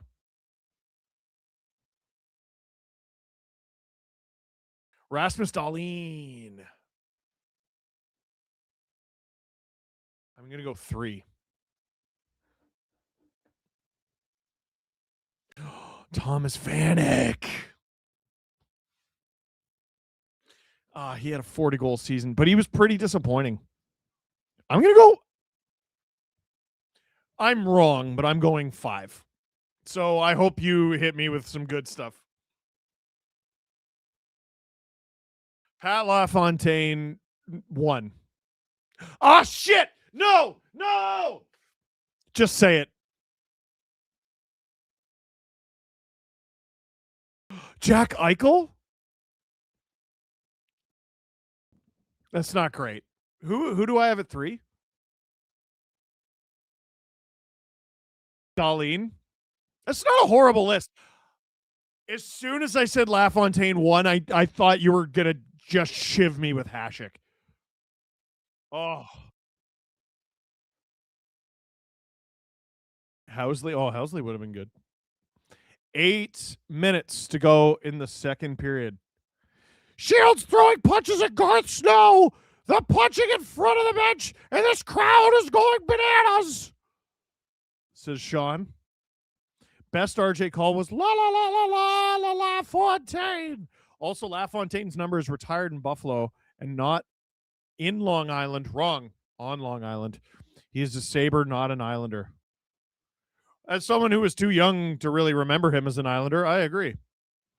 Sabres, 7:30 to go in the second period. They have it. They put it on. That's blocked. Can the Leafs get rid of it? They do. It's Michelli, who's just standing there as the Leafs try to change. Michelli playing keep away with OEL. Gains center and dumps it. Do I think players should have to declare what team they go into the hall with? No. There's too much turnover in the NHL. Why? Josh Doan into the glove of Joseph Woll. They do it in baseball, but I feel like baseball, they do a better job of holding on to Hall of Fame players, if that makes sense. Even as a Leafs fan, I want a Sabres goat head jersey, says SLS. It is hot. Ghost of War, with all the negativity following the Leafs, what's your favorite Leafs moment of all time? One that keeps the passion burning in tough times. Ooh.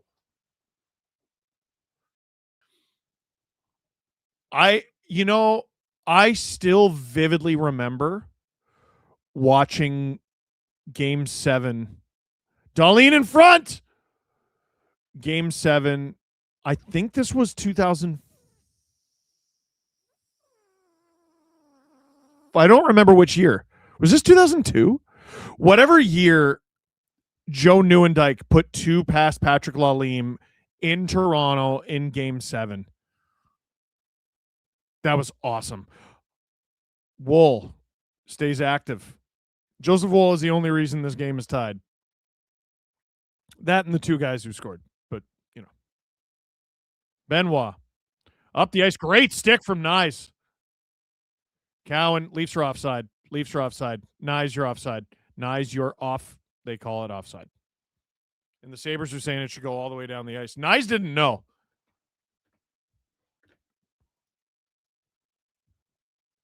I still Man, can I tell you the most stressed I was, as a kid? Because, as a kid, it's supposed to be all fun, but I was stressed watching that Leafs Islanders series. Stressed.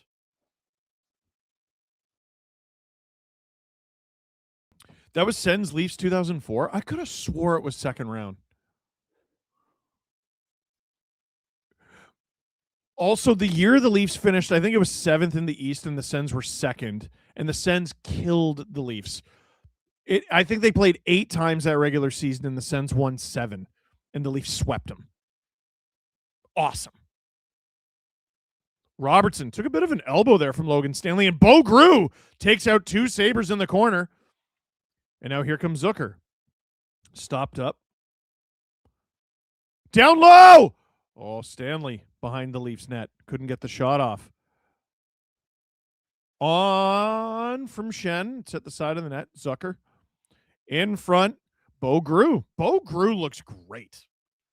Robertson, that's not ice. No, it is not. 5:20 to go in the second period. Bless you, boys. What a game is incredible, but they lost that game, which makes me sad. Wool covers it up.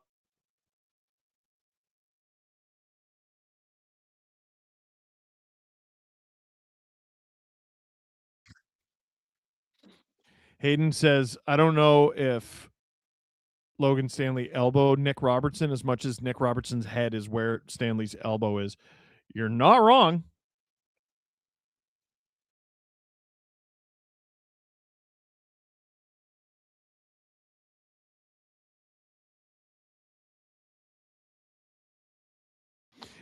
So Hayden's telling a story about like growing up playing hockey with someone who's just huge.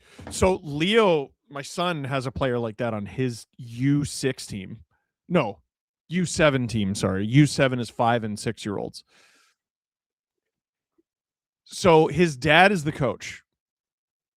His dad is 6'11".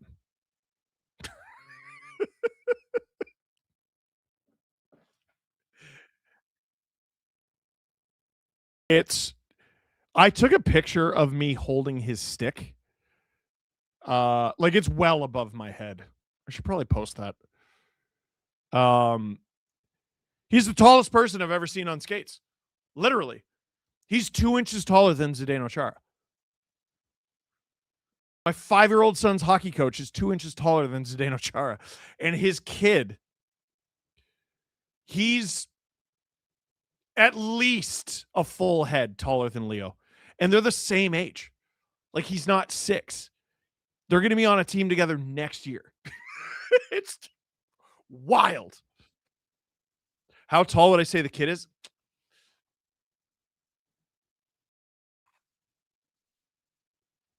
I'm trying to think of how tall my son is. I want to say my son is like 3'8" or something. He's 5. And like, I'd say, I don't know, average height for 5-ish. This kid he's not much shorter than my wife. He's 5. He's got to be at least 4 foot at 5 years old. He's got to be at least 4 foot. Hardworking player. Nice kid. Tavares plays it behind the net. Michelli chops it. Can't get it out of the zone, though. Benson with his weird number. Blocked by McCabe. Tage Thompson. Blocked by McCabe. That was a filthy toe drag. Tavares to OEL. Leafs really struggle to change in the second period. Nylander. Tavares. He has Nylander. Tavares. Nice pass. Bobbled, though. Nylander heads off. Owen Power through the neutral zone. Dumps it. Hard around. Wool can't get to that. Cowan slows it down. Myers helps him. But Doan has the puck. Gives it to the point. On deflected. Just wide. Myers. Dahlin. Wide of the Leafs net. Cowan. Ooh, shifty. Nice.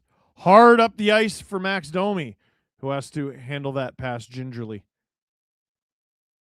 Battle along the boards. Dahlin comes out with it. Cowan. Domi.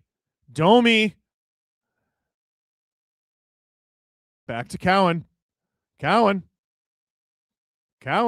Very shifty shift. In front! Wow, that pass came out of nowhere, and it found Benoit for the one-timer. Alex Lyon stops it. Nyes is chirping Alex Lyon here. Let's see what happened. 3:20 to go in the second. If Radko Gudas was a Pokemon, is he Raticate? Yeah, let's go with Muck. Muck's a great answer, Hayden. Celtic Warrior. Is it bad I can't watch the games anymore, but I prefer a slightly less angry version of myself to watch instead. Yeah, I'm looking forward to having a stress-free playoff. How much does Leo like playing hockey? He loves it. It's like his favorite thing. He might like baseball more. We'll find out this summer. He loves baseball, but he really, really likes hockey. We're going to a birthday party tomorrow, and it's a skating party, and he's insisting on wearing his full equipment. And we told him, we're like, okay, but you can't bring a stick. And he's like, that's fine. He wants to wear his full equipment, uniform, everything. Icing against the Leafs. Fun or sad fact, every time the Leafs beat the Sens in the first round, they would lose in the second round. Thank you for that. Steve Dangle here on the SDPN YouTube channel. Click like. Gosh darn it. Click subscribe. Tell all your friends. Tell all your friends. Tell all your friends. Hey, tell all your friends. Tell all your friends. Hey. Dakota Joshua, flubs that. Gets it to the neutral zone at very least. Sabres dump it. Sabres starting to pull away now in shots. It's 22-15. One-timer from Dahlin into the glove of Joseph Woll for his 21st save of the game. 2:47 to go in the second. The Trash Panda, Leo skates better than you? It's not a big gap. It's not a big gap. Gudis is an Embor because no one asked for him. That's a starter from the newer generation and no one likes them?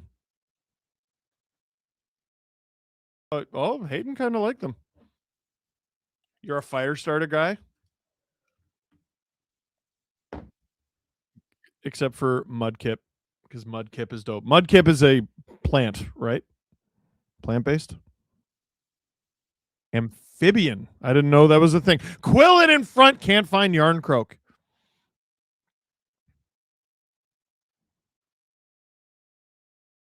Chris Cuthbert pointing out Quillen looking for his first NHL point.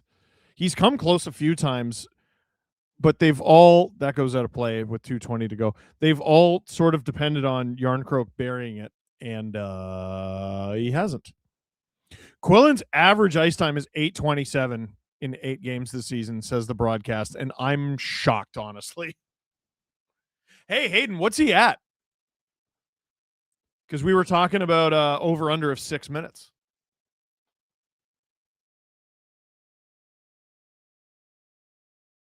He's at 7:06 with a full period to play. Hot diggity dog. That is at 4:40, which is kind of nuts, given he's taken 2 penalties. Joshua at 6:40. He scored. Craig Berube is weird, dude. Oh, he did fight, though. I'm sure he missed at least a shift in there. Michelli finds Nylander with a head of steam. He's surrounded by Sabres, though. Shovels it around. It's not read by Tavares or Michelli. Leafs lose the zone.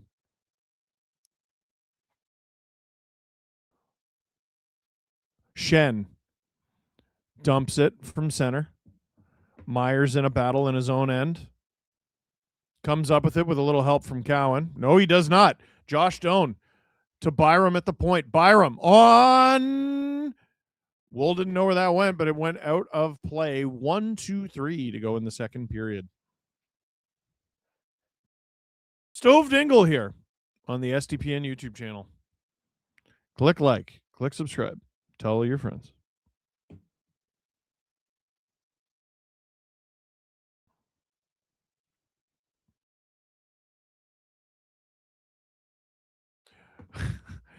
Hayden just told me Ryan Hartman attempted a Michigan. You're joking, right? He launched it into the crowd. I friggin' love that. I got to look that up. Was that recent? Philly on Thursday? God, I miss Dangits. That would have been so fun. Bo Grew. Nice footwork. Yeah, nothing comes of it, but that's a good play. Now here comes Doan. Osland has to catch up to it. Ooh, Osland kind of went into the boards funny. He's up, though. A little slow, but he's up. Nice. Under a minute to go in the second. Sabres. Norris. Good stick from Riley. The Leafs breakout is awful. Riley, hard around the boards. Byram in his own end. 30 seconds to go in the second. Oh, it was against Utah, says Hayden. Wool lays the body. 20 seconds to go. Leafs get it out. The line change. Could have had a breakaway there. 15 seconds.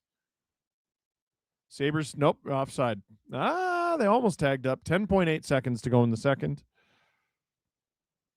All right. Let's watch this. Live reaction to Ryan Hartman's Michigan attempt. Load! Elon, your site sucks.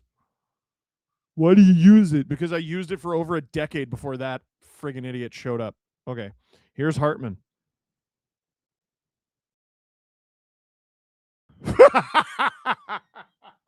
It almost worked. The Michigan is so funny when it doesn't work. Tage. Oh, Benson! Stop by Wool. Might have just put that wide. Sabres. Somehow. So dominant for so long in this season. They're heading into the third period tied 2-2 against the Leafs. Steve Dangle here on the SDPN YouTube channel. Click like, click subscribe. Tell all your friends. Meme Empress says, Sky Guy, we need to see the attempt again.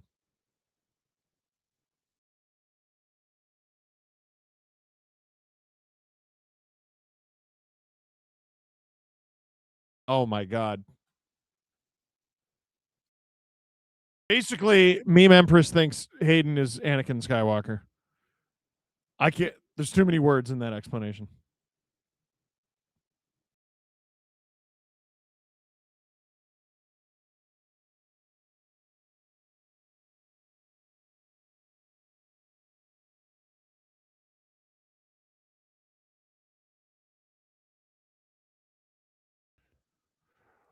Hayden, what do you want to show everyone?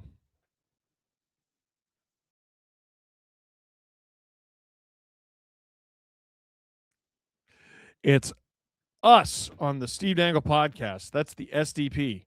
Me, Adam, Jesse, talking about how the NHL giving the Sens their first round pick back is stupid and dumb. Let's move on to the other big story, and this is a bigger national story that happened yesterday, which is the NHL announced the Senators are getting their first round pick back. Boo. NHL modifies penalty to Senators for canceled trade, and this is from the National Hockey League website. The NHL announced today that it has decided to modify the disciplinary sanction originally imposed on the Ottawa Senators franchise for its role in connection with the July 2021 trade of player Evgeny Donatov from the Senators to the Golden Knights and subsequent invalidated March 2022 Dadonov trade between the Golden Knights and Ducks. That's such manipulative language. We modified it. The sanction, you walked it back. The sanction originally imposed on the Senators provided for forfeiture of the club's first round pick in one of 24, 25, or 26. The Senators subsequently applied to the league for reconsideration and relief for the original penalty, citing primarily the change in club ownership and oversight, which, in the club's view, changed the appropriateness of the penalty initially imposed. Hog shit. After due and thorough consideration, the league decided that the modification of the original penalty was warranted and accordingly has amended the club sanction as follows. The Senators' penalty will now involve the forfeiture of their first round pick in 2026 in favor of the right instead to pick a 32nd overall in the 2026 draft, the last pick in the first round. The club will not be permitted to trade or transfer the 32nd overall pick. In addition, the club will pay a fine of $1 million. Now, I want to let's give you some lore. You guys want to go on a story? Story, a little adventure? I got a story for you. Let's talk about Michael Andlauer for a second. Mm-hmm. And I want to start this segment by saying I'm really impressed. I'm happy for him. and I'm happy for Sens fans, legitimately. And I'll tell you why. Okay. Michael Andlauer was a majority owner of the Montreal Canadiens for years. Right? Minority. Minority, excuse me. And that's what I meant to say. And wanted to be an owner, like a full-time, the majority owner. But, the NHL wants to vet you. They've had some bad experiences with some bad owners. Sure. And, the Sens became available when Eugene Melnyk died. It's the reason they went with him over Snoop Dogg. That's right. There were multiple bidders, including a group headed by Snoop Dogg. Oh, there you go. For the Senators. Some of the bids at the time were reportedly, gentlemen, over $1 billion. But the NHL felt most comfortable with Michael Andlauer because A, they knew him. B, they knew his business and how he made all his money. C, it was just him. So he wasn't coming in as the head of a consortium. It was just him owning the team, knowing the league, and knowing how it worked. Because, too, when you bring in a new owner, they don't know how shit works. You look at what happened with Fenway Sports and their sell-off of the Penguins, which is ongoing. Fenway Sports hates the way the NHL is run and stopped sending people to Board of Governors meetings because they hated it so much. That's so insulting. Isn't that insane? Yes. So in real estate or in corporate acquisitions, you would call Michael Andlauer's bid a clean bid. One guy, the money's verified, you've worked with him before. This is a clean and easy transaction. Least amount of risk. No complications. Yep. The issue with a clean candidate, guys, usually is that a clean offer is usually the lowest bid. And the reason for that is the attraction which the bidder puts in, which is, hey, I'm less of a headache. I'm good for it. I'm just not going to pay what those guys are going to pay. That's the discount you get for being a good guy. Yeah. Yeah. So fair. Discount. And if you're the seller, you're kind of like, fuck, do I want this to be tied up for 2 years or do I want my money now? So I can invest my money, reinvest my money, especially if it's close to $1 billion. Mm-hmm. I can make money on that money. I would lose money trying to close this deal, right? I want money. The NHL wanted the Sens to go for $1 billion back then. And you have to remember, this is before the Coyotes were transferred out of Arizona to Utah, right, for $900 million or whatever that was. And the whole goal was to get every franchise up over $1 billion. But they realized, well, we're not going to be able to get $1 billion offer from the guy that we want. And Andlauer says, I'll do $800 million, which is think about that. That's an astounding amount of money. It's also an astounding discount. Yes. But at the time, it wasn't. At the time, people were like, oh, Senators for $800 million? That seems about right. Remember, this is 4 years ago. It's a long time. Wow. So beyond the fact that, beyond the $800 million bid, Andlauer was correct in assessing the market, which is hard to find sponsorship in, corporate sponsor, because it's a government town, right? So it's harder to find the bigger corporate sponsors there. It also needed a new arena, which Eugene Melnyk had completely fucked up. Right? LeBreton Flats, it wasn't going to happen. Now it's happening again because of Michael Andlauer. I'm sure that place exists. I just haven't seen it. Yeah, well, it's sort of like, it's like QAnon. You're just not really, it's. I don't know if it is like so they put on the charm offensive. The NHL and the Melnyk family put on the charm offensive. Mm-hmm. And they finally, Gary is very involved in this process. This is an important point. Gary finally gets Michael to come up $100 million so that it's acceptable to the Senator. Remember, there was also the Ryan Reynolds bid, too, which was competing with Snoop Dogg. Mm-hmm. So Ryan Reynolds was almost in there. Gary got Michael Andlauer to come up $100 million, and the Sens sold for roughly $900 million. Huge. Okay? Huge. Now, then, once he's in the door, transaction complete, ink on paper, which takes the entire summer. In October, November, the NHL slaps his franchise with this penalty, right, which, a screw up conducted by Pierre Dorion, where Genny Dadonov was traded to Anaheim via Vegas at the trade deadline, a move which the NHL blocked and screwed Vegas at the deadline. Screwed them. They were trying to clear cap. Dorion did not properly disclose Dadonov's no trade list to Vegas before he was traded, and therefore Ottawa was held responsible when Vegas had the trade blocked and complained to the NHL. Now, that cost, it would have cleared $3.375 million for the Golden Knights. And obviously the trade was null and void, and it was a crazy story at the time. You can be forgiven for not remembering it fully because it was 2021. We're just coming off of COVID. Now, when this happened, And this is the key, Jesse, and I want you to bring up this YouTube short. Okay. Michael Andlauer, when this penalty was leveled, Michael Andlauer spoke fairly candidly about the decision. And I remember this press conference and remember thinking, I'm going to have to file that away. And you know how terrible my memory is. It's awful. Adam, we've known the outcome of this for years. We have. But these comments are extremely telling, and they give it away. Have a listen to this. It's just a minute long. And my follow-up question to that would be, you just kind of mentioned how you never anticipated this, you sort of inherited this situation. I think a lot of fans are wondering why you should have to, this organization have to pay for something that happened 18 months ago, not even on your watch. What would you say to that? I totally agree with you. That's a question you have to ask the NHL, why it took a whole year since the hearing. Granted, it was a 2-day hearing, 73-page reports. It's not something that just slam dunk. And the commissioner had a lot of time to deliberate on it and think about it.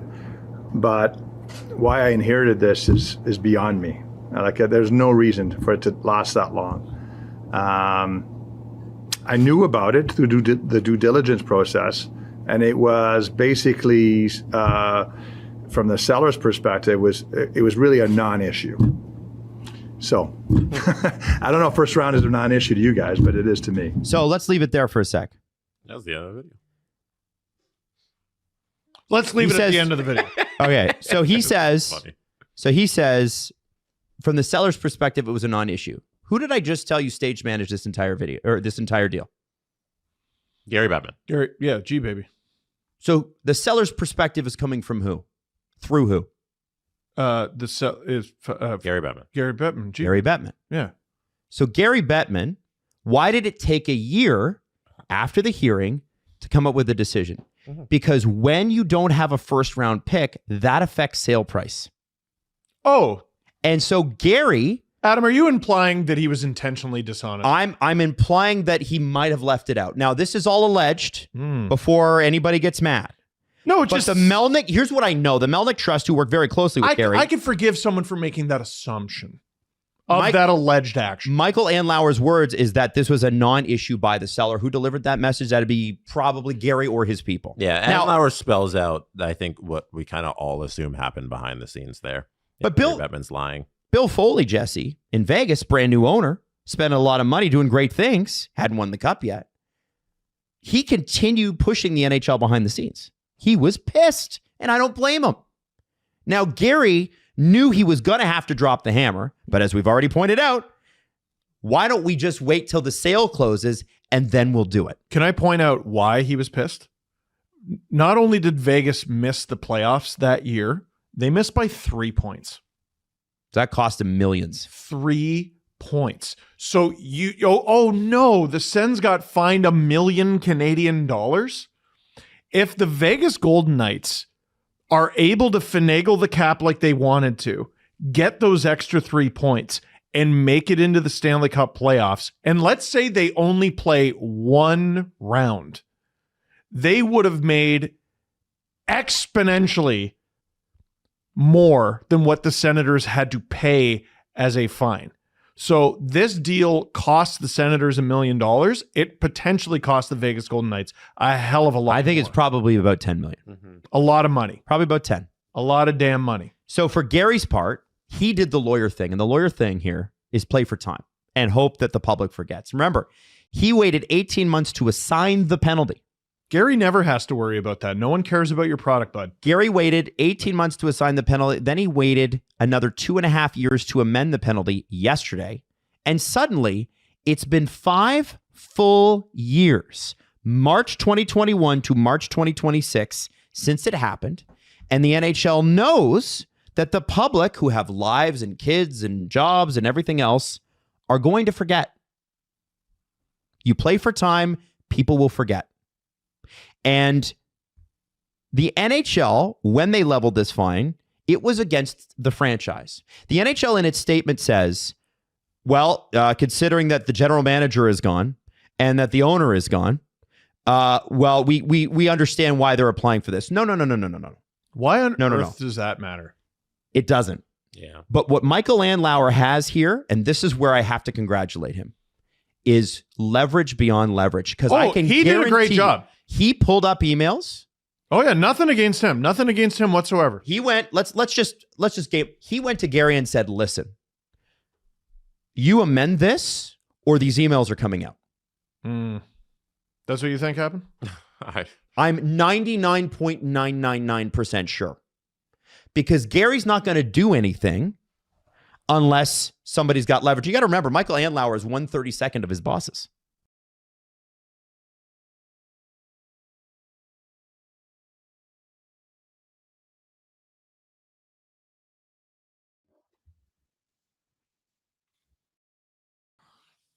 Steve Dangle here on the SDPN YouTube channel.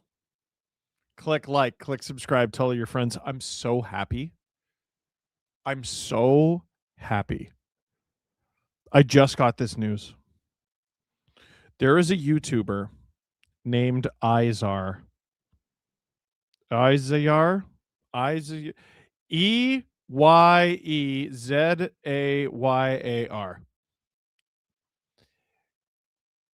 They make a lot of different content, but they're the most frustrating kind of YouTuber to follow because every video they make is a banger. His most recent video is 2 months ago. The video before that was 4 months ago. Video before that was 5 months ago. Video before that was 7 months ago. But he delivers. Like they're like half an hour long. Jesus, one of them was an hour and a half. I said Zed. I said friggin' Zed. What of it? He is doing a challenge that to me is one of the hardest gaming challenges I've ever seen in my entire life. And that is, he is trying to beat Red Dead Redemption 2 without killing anyone. For reference, if you play a relatively normal run of Red Dead Redemption 2 and kill everyone that the game wants you to kill, it takes like 60 hours. To do it without killing any characters in the game is insane. Now, he has had to, because there are certain parts of the game where it is literally impossible to continue without killing one particular person. But he uploaded a 32-minute video yesterday.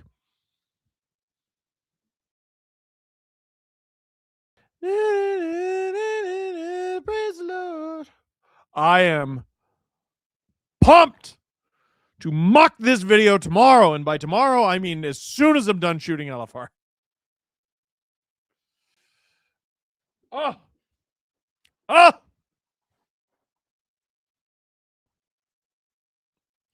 How lucky am I to get brand new Red Dead Redemption content in the year 2026? He calls Arthur Morgan, who is the protagonist of Red Dead Redemption 2, Western Jesus, because the character is Western Jesus, because he's trying to be the Jesus of the West by being a cowboy without killing anybody. Oh, God, I'm so pumped. He's only like halfway through the game, too. He's been doing this challenge for like 2 years. God, I'm so pumped. Thank you, Christopher. That is kind. Don't forget about your playoff game tomorrow. I won't. I'm going to have to miss like the first period of tomorrow's game and just catch up. And then I guess watch the rest of the game at the bar with my team because it's our final game. Meme Empress, 1 hour and 30 minutes is child's play. I've watched 2 hours or so videos consecutively. Also, that's impressive if he pulled it off. Well, we also do 3 hour-and-a-half videos a week. But not with editing, like complex editing.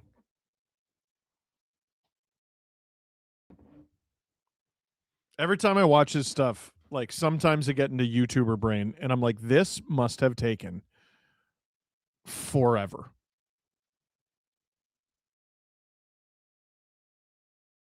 Yeah, you watch all the edits and gaming content.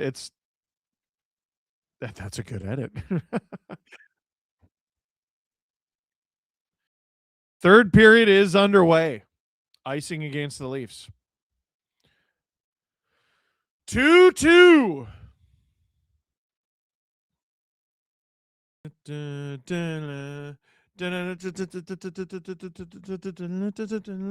The organ player, like this is such a staple of NHL 94. This is a staple of hockey. The Leafs should play this damn song. Machelli comes up with that after the draw. Tries to get around Owen Power. Forgets Owen Power is huge and ices the puck. Matthias. He gets a goal. He gets an assist. And you're like, why isn't this guy? And then he does other stuff. And you're like, oh, that's why. He's just one of those players.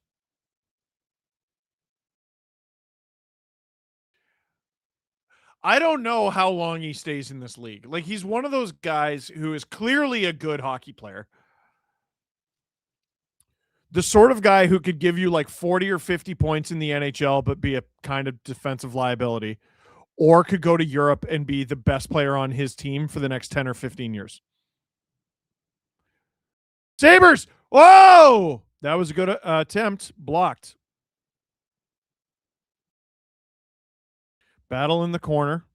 Nylander absorbs a hit from Power, and Tavares skates it out. Skates it back so he can change. McCabe, leader in block shots. OEL. Cowan. Backhands that into the corner and then chases after it against Dahlin. Dahlin's so strong. Oh! Almost centered. Metza. Can't get it out. Oh, I think he might have hit the... Did he hit the linesman? I think he might have hit him in the hand. That didn't look comfortable. Here come the Buffalo Sabres. It's in the corner. Carlo. Nice. Turnover. Zucker. Cleaned up by Carlo.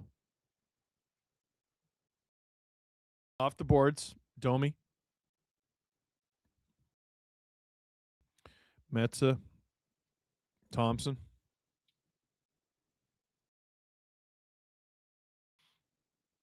Wool. Tuck! Whoa, Wool had to get back in net quick. Ref hasn't... Oh. Ref didn't blow it dead there for a while. Covered up by Wool. Graf scored. Ooh, Adam's favorite player. To make it 3-1. Suzuki scores to make it 3-2. Wouldn't your team have a better chance if you just sat that game? JK. You know what? I'm okay. I'm not a great player on my beer league team. I'm not. I also don't think I'm a liability.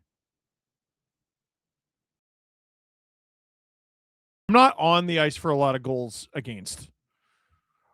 I'm also not on the ice for a lot of goals for. A lot of busy nothing. Thompson! Ooh, he goes straight to the bench with a slash to his finger. Oh, boy. That has huge implications. Tuck. On deflected into the corner by Benson. Grew. Eyed on him. That was weird. He gets it out anyway. Benoit. Oh, Benoit. Fortunate. Gets it to Robertson. Tries to spin off Malenstein. Doesn't really work. Oh! McCabe off the bar! OEL on. This is a good shift here. Quillen has it taken off him and cleared. McCabe has pressure on him.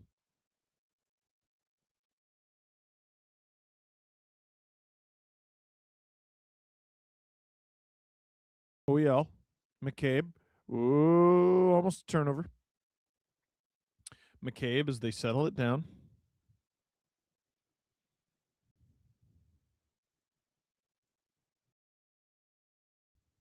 Tavares.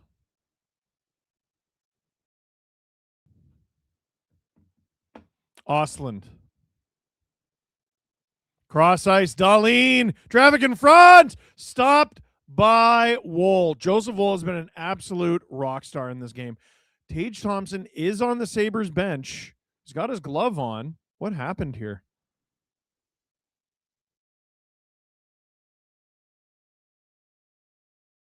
I mean, yeah, Hayden didn't think Grew got him. Craig Simpson didn't really think Grew got him. If he did, I wonder if it was with the toe of his blade and it wasn't on the padding of the glove. It was on like the inside, like on the palm. You know what I mean? I also remember earlier in the game he was favoring his finger. I think he might have a finger injury, like a lingering issue. Oh, turnover. That's a bad one from Michelli. Here come the Sabres. Lucky they didn't get a penalty there. Tavares. Cross ice. Carlo. Stood up by Byram. Michelli lays the body into power. Now here come the Sabres. Byram leading the charge. Dumps it while the Sabres get a little change in. Carlo. Oh, heels it. Doan takes it. Oh, that was dangerous as Doan and Nylander's legs got crossed up there. Here comes Dahlin. Oh, I think the Sabres might be offside here. McLeod. This will be interesting. Metza. Oh! Dahlin. Cross. Oh, he wanted the 1T. Dahlin on. That's blocked. There's a rebound in front. Sabres keeping it alive. Nyes, the way he just throws guys off is so fun to watch. Please never trade this person. Here comes Nyes. Shoots. That goes up. Dahlin sticking out of play. Exactly 5 minutes gone in the third period. I like to talk about the 1,000-game t-shirts. Yes, Hayden? Oh, Jared Spurgeon plays his 1,000th game tonight. Let me see the 1,000. Ooh. You're going to put it on screen? Yeah, put it on screen.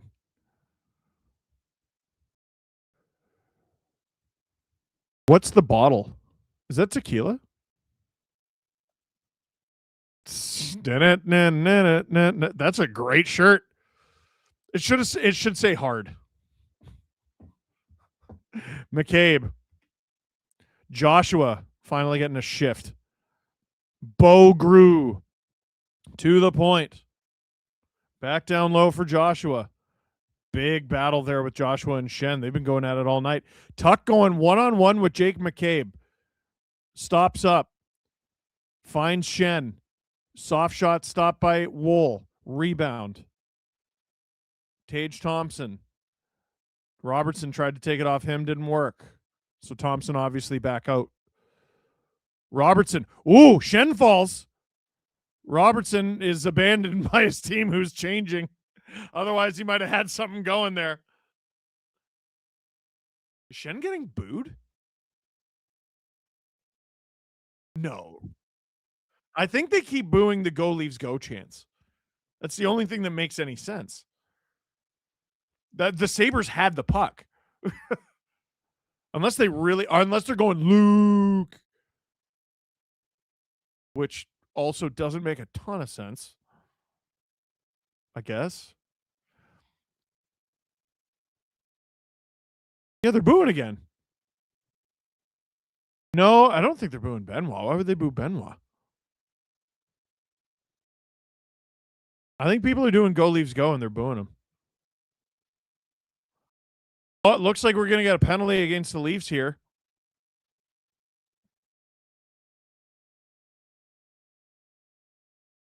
Nice, but is it going to be 4-on-4?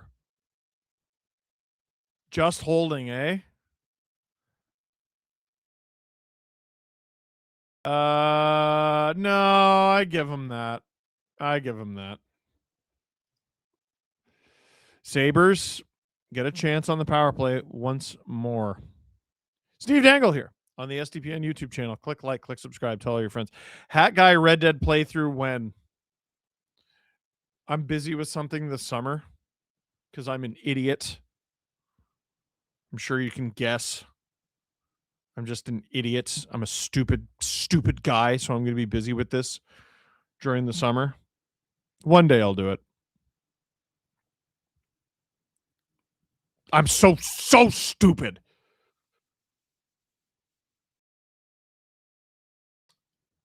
I don't remember what I asked you to help me with months ago, Hayden. Oh yeah, that was it. Yeah. Yeah. Yeah. I'm so stupid, right? I'm so stupid. I'm so stupid. Butchers, can you imagine if Robertson put on like 20 pounds? I think Robertson is, I don't think he needs to. I think he's low-key sturdy. Like, even when I met him when he was in junior, like, he was short, but he's like kind of thick. He's listed at 5'9", $180. Like, that $180 on a 6-foot frame is not much. That $180 on 5'9", like, he's sturdy. I don't think he needs to put on 20 pounds. I think that would slow him down. Oh, he's got the producer Hayden build? So he's a monster. He's a monster. He's shorter. That's funny. Shorter than me, too. Someone in the chat asked how Huey is. Huey is fantastic, says producer Hayden. Steve, have you played Death Stranding? No, and I won't get to this summer because I'm busy and stupid. Sports Talk Chud said, if you're a chicken tender, tend the chicken. Hell yeah. I was saying Boo Earns, and I'm just joining. Why this time? I don't know where to begin, Logan. Is Robertson still a Leaf come September? Says Mike Famey. I hope so. Also, shout out Mike. God, you've been with me, I think, since the first season of LFR. 13 minutes and 5 seconds to go in the second. About 90 seconds to go in the Sabres power play. Carlo not able to clear it. Norris. Zucker. Dahlin. Zucker. Oh, I thought he was going to shoot across ice. Tage. That's blocked. Looked like it hurt. Tage. Hit by McCabe.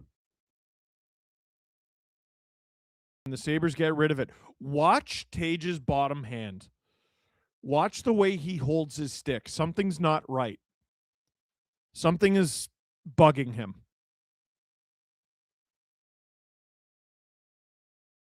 There was something very subtle there as well. Something is bothering him.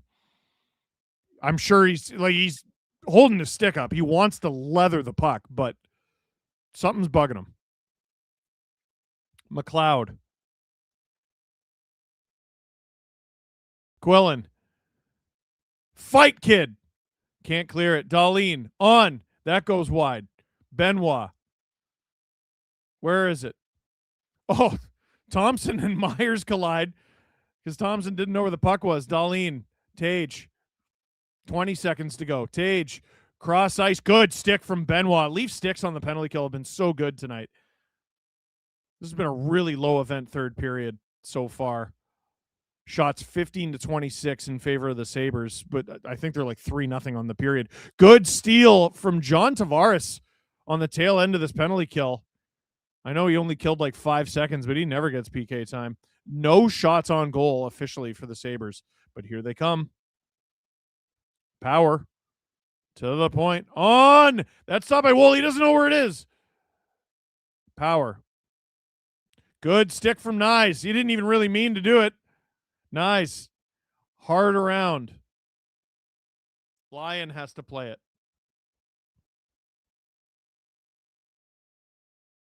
Icing against the Sabres. Confirmed Indigo Bunting sighting at Lynn Shores. That's a bird. And I'm excited about that. We need Hat Guy SDPN, like the Hat Guy show. That's a good idea. Do I want an ice time update? Yes, I do. Bo Grew is up to 15-10. Quillen at 833. That might be more surprising. SLS, how many more years of LFR do you think you'll do? That is a great question, and one I was thinking about the other day. I don't know. I don't have any plans to stop. Tuck. Oh boy, Tuck, he has a lane. Stopped by Wool, who didn't really know that he stopped it. 10:44 to go in the third. The Leafs have done as good a job in this game as you could really expect against the Buffalo Sabres, but it kind of feels like a Sabres win is inevitable here. The Leafs are holding on for dear life. Windwalker, I'm going to put that evil on you. 2 years to go until Austin Matthews and era wasted. How friggin' dare you?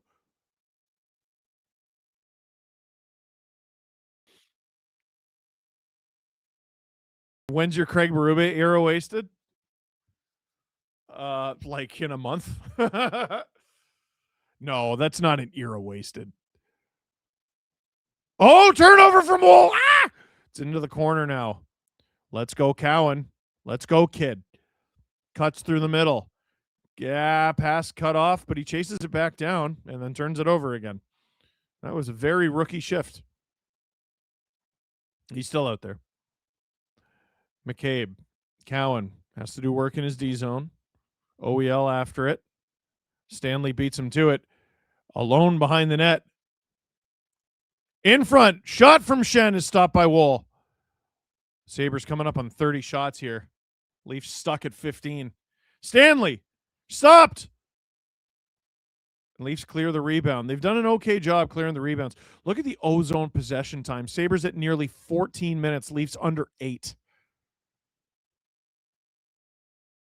It looked like an evenish first period, but boy, the Sabres have just been pulling away more and more and more as this game goes on. Dumped into the Sabres end. Bo Grew. Can't find Robertson. Here come the Sabres. Zucker. Into the corner. Myers. Oh, McLeod thought he was offside. I was like, why'd they stop playing? Benoit doesn't get that deep, but that might be the right move. Joshua off the back of the net. Joshua chasing this thing down with the help of Bo Grew. Myers fans on it, but that works out perfectly. Robertson. That's hilarious. He fanned on it and it was tape to tape, but here comes Tage. Tage. Where is it? Benoit Myers is cursed. Here comes Matthias Michelli. 1-on-5 pretty much. He has reinforcements now. Tavares.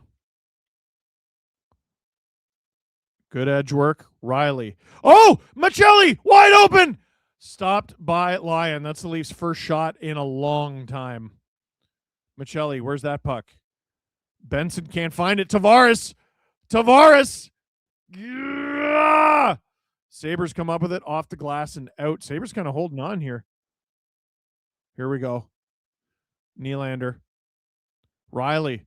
Fans on it. Can't get it past Byram. Michelli. I mean, not Michelli. Sorry. Sabres get it out. No, they don't. Yes, they do.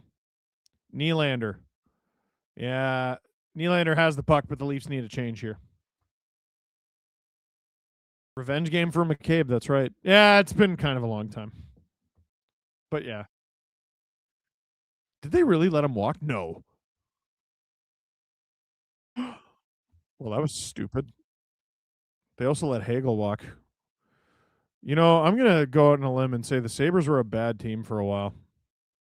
Have we talked about that? Has anyone talked about that? They're not anymore. But up the ice. Not great. Pizzetta tries to mitigate the damage. He does. Pizzetta. Oh, he wants a piece of Darlene. Can't find him. Oslin. Jack Quinn.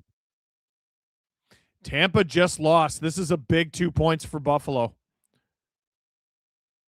Stanley. Stopped. Where's that? Behind the net. Nice. In his own end. 6:42 to go in the third. Benoit. Shots are only 5-1. 1 for the Leafs is pathetic. 5 isn't much for the Sabres either. Stanley hands it off. Sabres working it around. Stopped by Wool. There's 6. Riley. Power. In his own end through the neutral zone. Dumps it. Wool. Lots of time. 6:10 to go in the third. Bogru. Dumped. Robertson. Good path. Sabres have it. Sabres. They break it out with speed. Carrick. No ice. Bogru.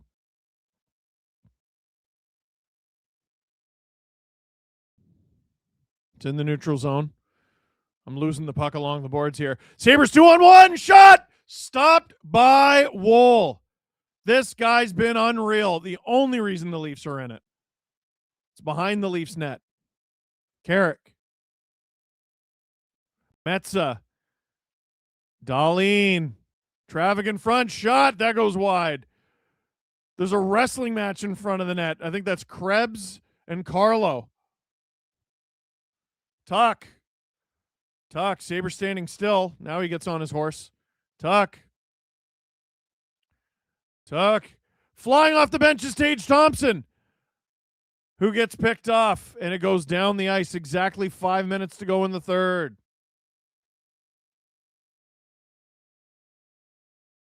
Do you think Nyes could beat Shen in a fight? I do. Shen's not a great fighter. He's tough and he's willing, but he's not a great fighter.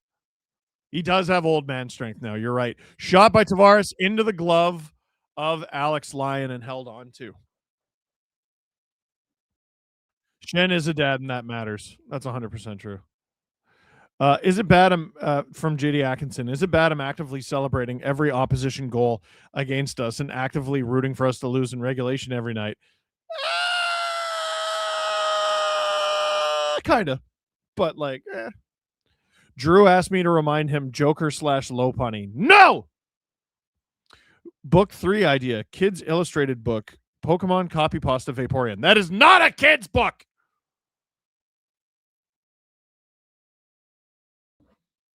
No!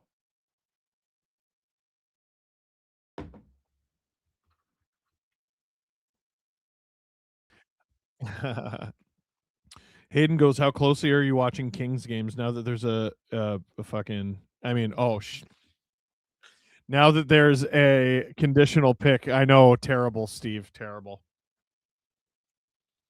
I don't do a lot of those. My F-bombs are usually on purpose. Sorry, folks. I watched the standings. Oh, look at this. Okay, so under 2:30 to go in the third period. Devils are up 5-4 on the Kings. This is such a winnable game for the Kings. The Devils are not playing for the playoffs. You are. So it was 2-0 Devils. The Kings scored 3 straight. Then the Devils scored another pair. Kings score. And then Jack Hughes. Wow. This goal just happened. Jack Hughes just put the Devils up. This happened seconds ago. Ooh, we'll watch that on the out-of-town scoreboard.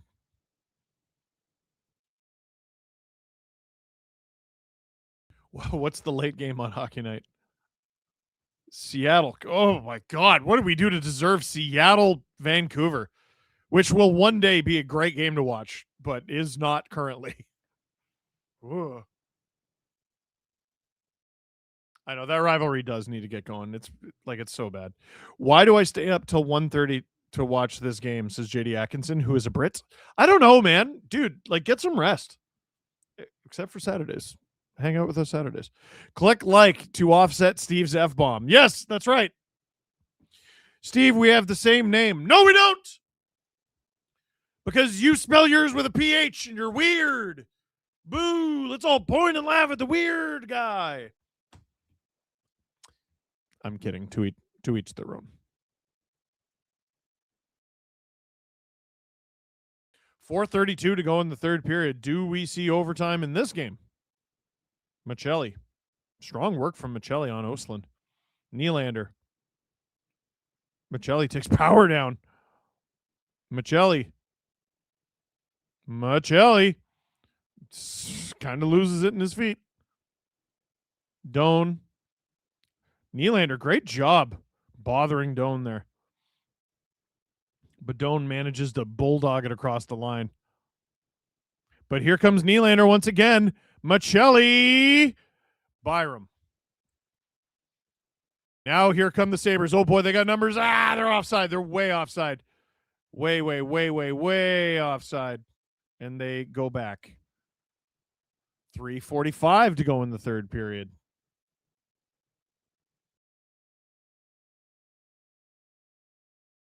Here they come. They shoot. That goes wide. Cowan. Through the middle of the ice. Behind the Sabres net.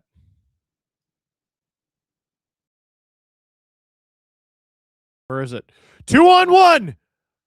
Oh!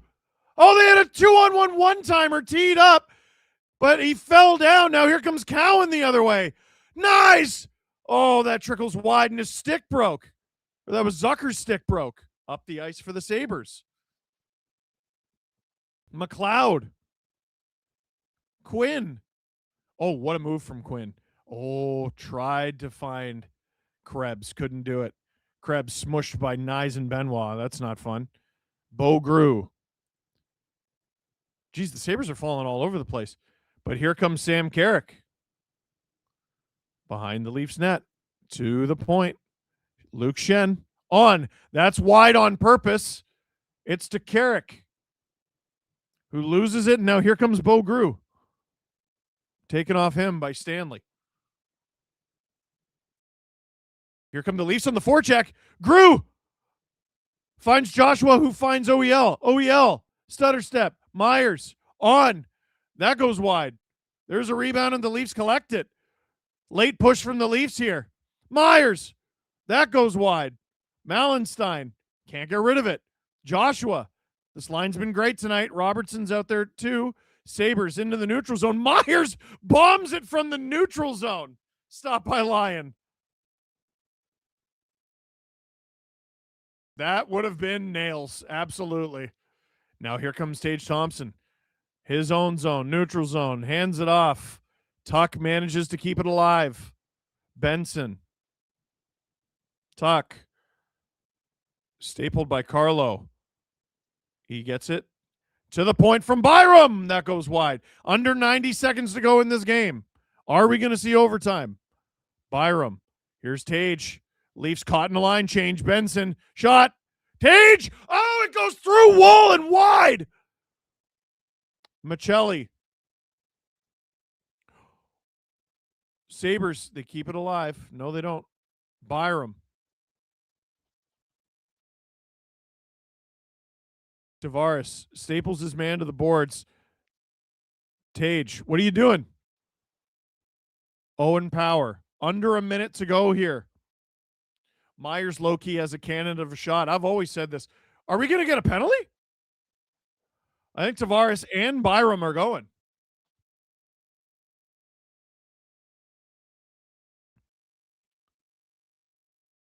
What are the implications for overtime? It would be 3-on-3 and those guys would just have to wait?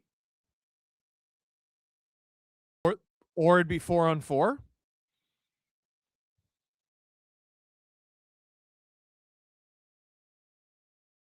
I guess we'll find out. Or we won't. That's right. It's 4-on-4 right now. You don't see Tavares getting to too many of those. 48.7 seconds to go. John Tavares. Byram was kind of holding on to him. Wow. Real big stinky glove from Tavares. I don't know. I don't really know what Byram did. I guess the holding the stick, right? And then you give Tavares the roughing.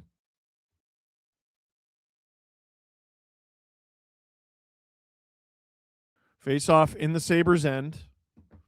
Sabres win that. 45 seconds to go in the third. Dahlin. There's lots of ice. Dahlin tries to pick the corner. Doesn't work, and the Sabres are going to have to go get it. Is there incentive for the Sabres to win this game in regulation? They need this point. Tuck. Turns it over. Nyes. Nyes is ragging it. He wants OT.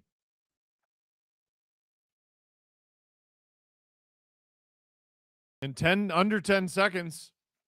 Looks like this game's going to go to OT.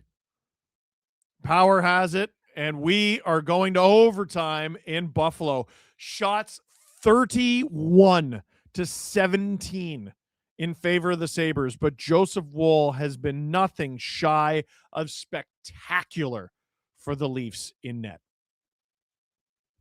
Steve Dangle here on the SDPN YouTube channel. I forgot the word YouTube. Click like, click subscribe, tell all your friends. OT picks. I'm going to go Darlene.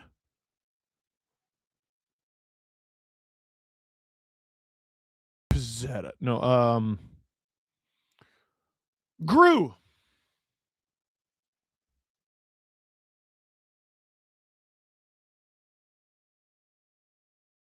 Let me just tweet out overtime.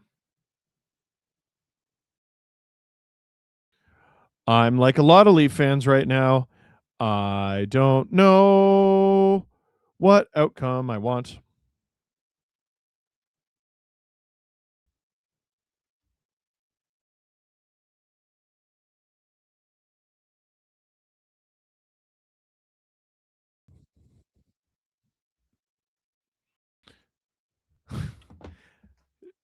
Hayden saying, imagine the Canucks draft both Ruck brothers, which is definitely possible. So this is kind of underrated, and I don't know why it hasn't gotten that much traction.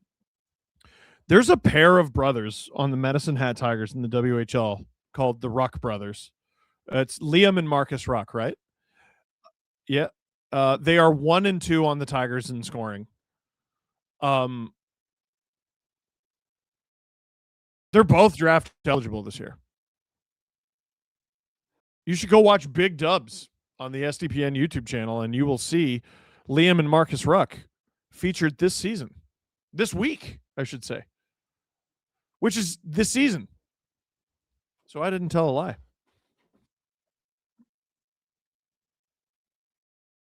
Domi, McCabe, Nylander starting for the Leafs with Tavares in the box and Matthews out for the season because he was kneed by an idiot. Who's first over the boards? McCabe will go off. Honestly, you might as well just leave Domi out there with Nylander if Tavares is in the box. Oh, like when the forwards go off? Yeah. Cowan's a good bet, yeah. Maybe Michelli instead of Cowan. Domi on the opening draw, and he wins it. McCabe. He skates straight to the Leafs bench.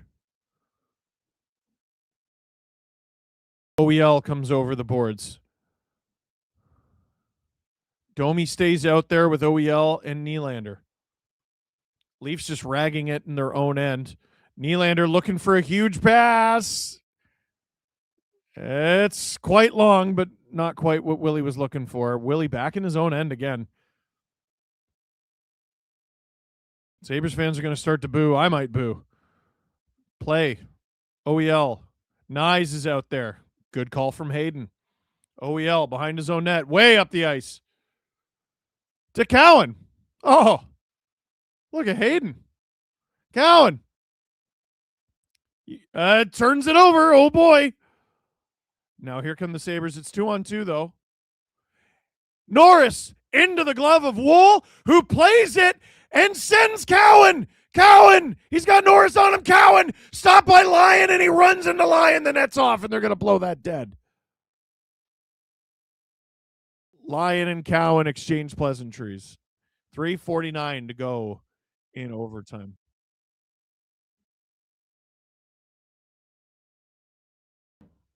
Wowzers. Woll, I mean, if Woll got a primary assist on the overtime winner and didn't get the belt, I think I would riot.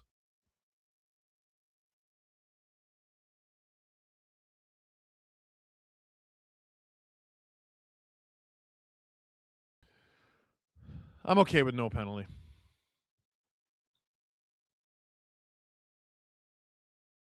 Because Cowan seems fine with it.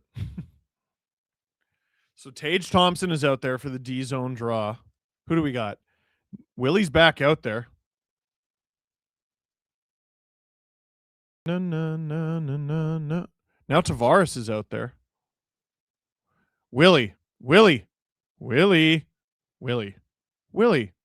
McCabe. Willie in the neutral zone.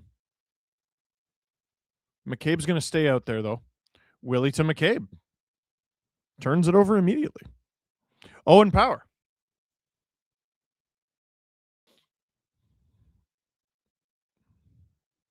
Power finds Norris. Power subs off. I think that's Darlene. Hands it off. Tage! What a move! Oh! He had a tap in. But now here comes John Tavares. Burst of speed. Tage bowls him over. Darlene attacking 2-on-2. He's got Ostlund. It's a 3-on-2 now. Tage. Oh, what a stick from Ostlund to prevent the breakaway for John Tavares. But now here comes William Nylander. It's a 2-on-1 with John Tavares. John Tavares shovels that wide.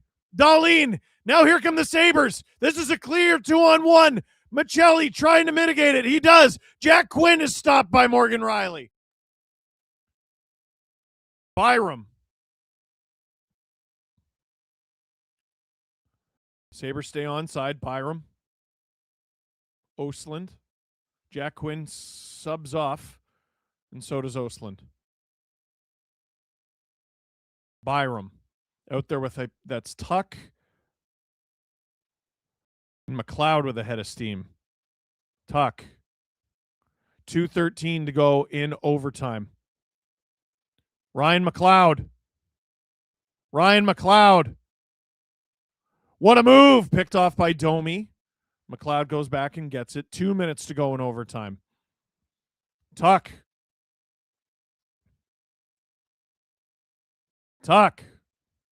Here comes Byram. Hands it off to McLeod.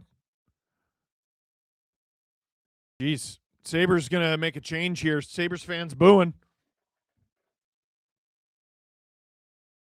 Sabres doing their best to isolate the Leafs and keep them out there. They get a full change. That was masterfully executed by the Sabres.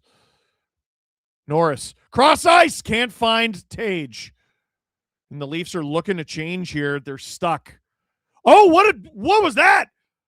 Oh, it might work. Tage Thompson to Owen Power. Norris. Domi's dead tired. Tage. Where's that pass going? Tage. Norris. Loses that. What are the Sabres doing here in overtime? Particularly Tage Thompson. Leafs do get a fresh body over the boards. It's Willie. Tage. Curl, drag. Where's that? Tage has it. Into the neutral zone. Darlene. Sabres were offside. Now they aren't. Here he comes. He's got two Sabres with him. Tuck opts to keep it. That's Josh Doan. OEL was all over him. Doan in his own end. 25 seconds to go in overtime. Here's Tuck. Good play by Nylander. Tuck. Nylander to McCabe. Up the ice for Willie. Picked off by Byram. And now here we go. It's Josh Doan. Tuck. Oh, he tried to go far side. Didn't work, and that'll do it for overtime. We're going to a shootout. First three shooters. Let me go Willie. Tavares.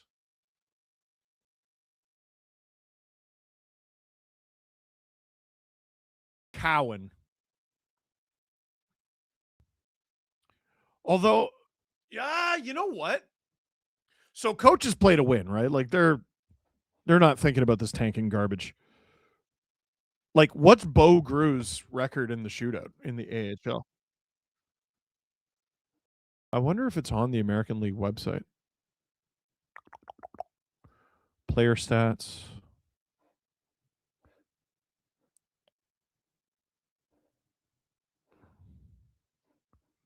expanded. Shootout goals. There you go.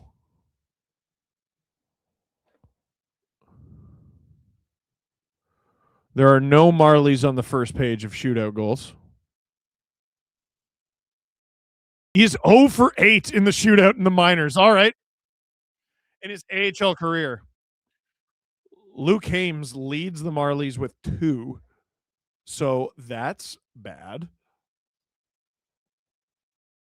He's the only Marley with 2. Jacob Quillen has one, though.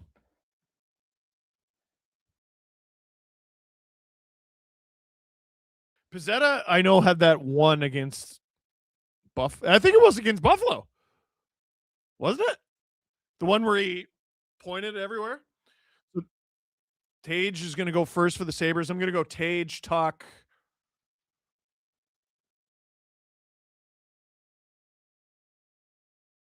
Oh, maybe Norris. Quinn? Here comes Tage Thompson. Slowly to the left. He puts that wide. Something is wrong with his hand. I agree, Hayden.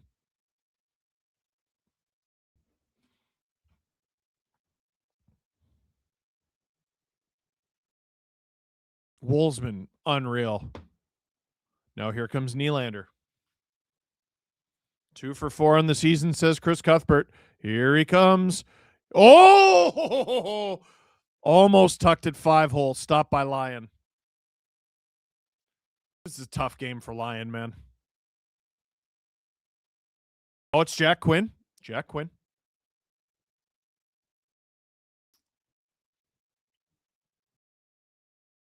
Quinn to the right. Cuts to the middle. Snipes it past Joseph Woll. Quinn likes it. Puts the Sabres up 1. Leafs with a chance to tie this shootout up. And it's Cowan. Easton Cowan. First NHL shootout attempt, says Chris Cuthbert, and he puts it wide. Similar attempt to Tage's first try. Wow. Craig Simpson just said the exact same thing. And now, with a chance to win it. Oh, I went 3 for 3. Here's Tuck.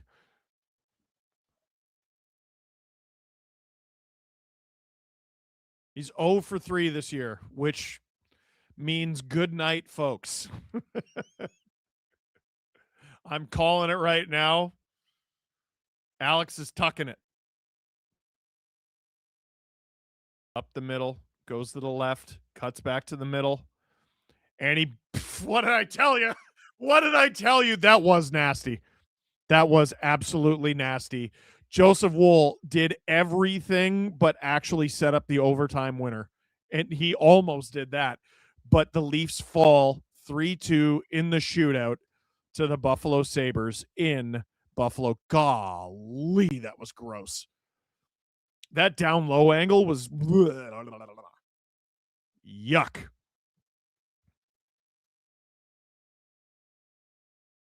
Whew. All right.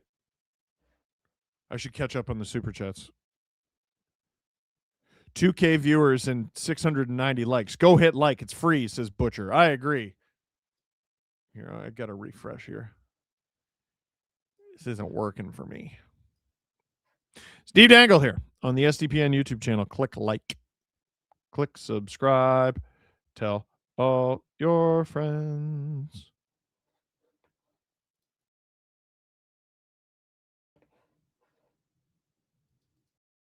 Oh.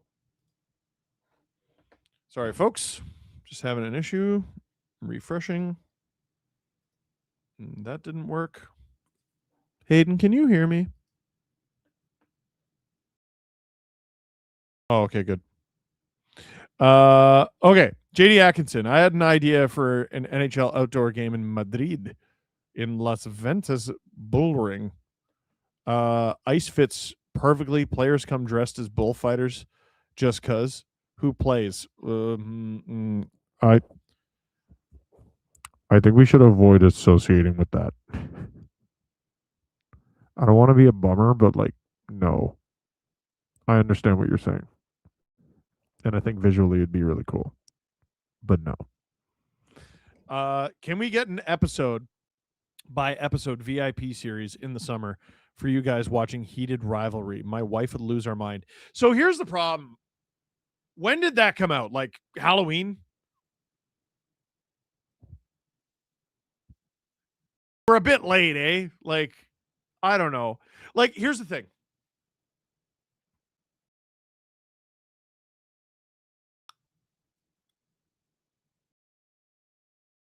There was an error, and not an error, like an error, like error in hockey that some content creators were like, we gotta do this. We gotta have the Heated Rivalry stuff. We gotta.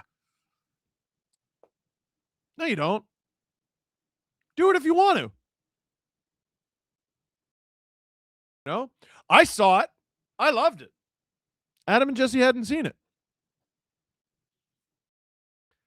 I was sort of like, we got to do this. And they were like, no, we don't. Our show's like 2 hours long as it is. And I'm like, oh, okay, fair enough. Did I see the post for? I did see the post for Sledge Hockey Seated Rivalry. That was clever. I want Pizzetta out there. Ride the stick, Selly, says Butcher. If you play in the shootout, both teams should lose a point. I don't hate that. Celebrini scored an empty netter 4-2 with a minute left, says Francois Labelle, and we now know that the Sharks ended up winning that game. Huge win for the Sharks. They had the lead, and then they didn't have the lead, and then they had the lead, and then they didn't have the lead. They had the lead, and then they didn't have the lead. Another shootout loss for the Maple Leafs. Woo! I'm amazed how many people have messaged me and text me and everything about how stuck in their head that stupid little ditty, ditty, don't do it, ditty, was for them. LA Kings lose to the New Jersey Devils.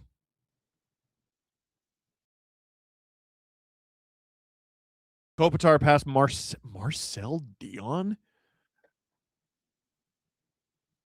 Dion didn't play his whole career with the Kings then. Oh, okay. I was about to say, isn't that guy like top 10 all time? Let's check. Marcel Dion is 6th all time, 1,771 points. He played 3 seasons with the Rangers and 4 seasons with the Red Wings. I am too young to have ever watched Marcel Dion play.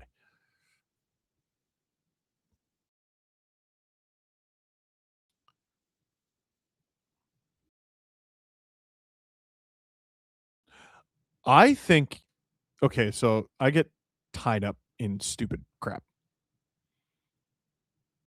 Because Ron Francis is 5th all time in NHL scoring. In his career, he's a -18.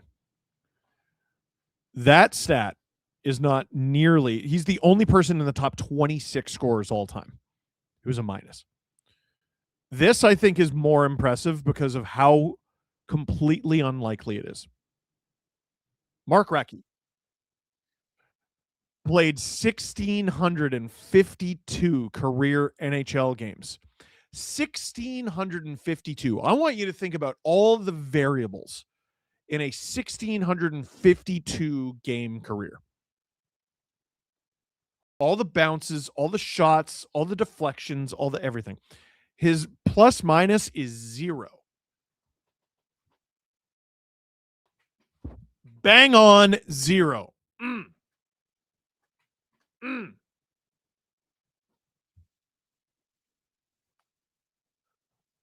There is someone who's eerily close to doing the exact same thing who's active in the NHL. Oh, I was wrong. Dale Howardchuk is a minus. So only one person out of the top 21.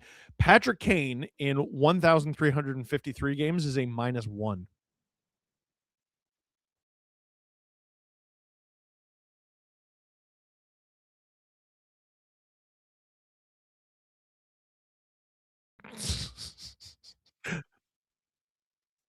I know.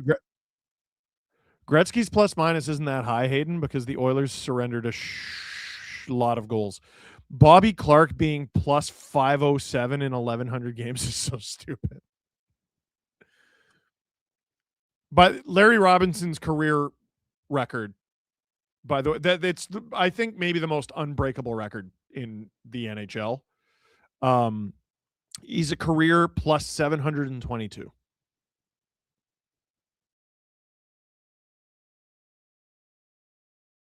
The most unbreakable record, thank you, Hayden, is 502 consecutive starts by a goalie. That was Glenn Hall.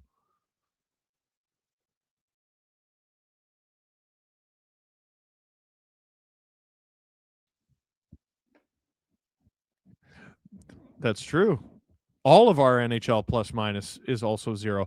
Unless I would love if there was like an NHLer or like former NHLer in here who's like, haha, not me. But like secretly they're like, minus 17, damn it.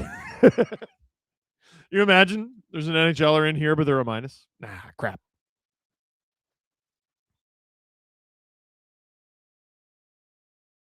The guy who said that is 2.8 million subscribers on YouTube.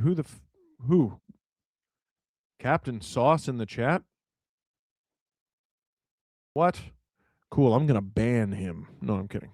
Let's go to channel. Oh. Holy good gosh darn. Look at you. Oh, so you're like a YouTuber.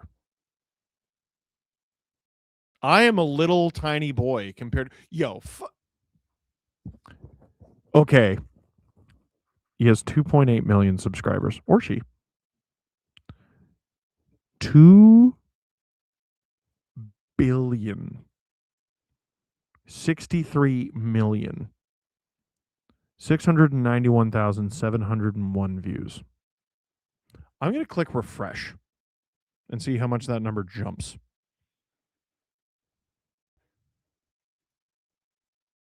It didn't. Oh my God. You know, it's so like, listen, I'm not going to claim to know anything about your life, right? But like when people find out I'm a YouTuber or whatever, oh my God. Blah, and like they just, this one guy at a bar was so funny once. Hey man, oh yeah, I watch your stuff all the time. Oh yeah, thank you very much. And then he had a couple beers. Oh man, you must like love what you do. Like that seems like a lot of fun. I'm like, oh yeah, you know, it's a nice way to make a living. He has like 2 more beers. How much money you make? And his girlfriend was like so embarrassed. But like everyone thinks I'm rich. No, I'm a YouTuber with like a mortgage. I lease my car. I check the price tag on things. I'm really dialed into the price of gas.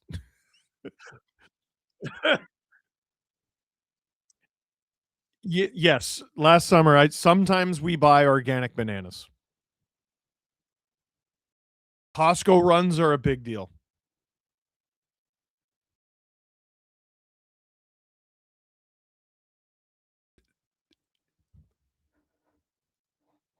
How many? I'm sorry. I just need 2 billion.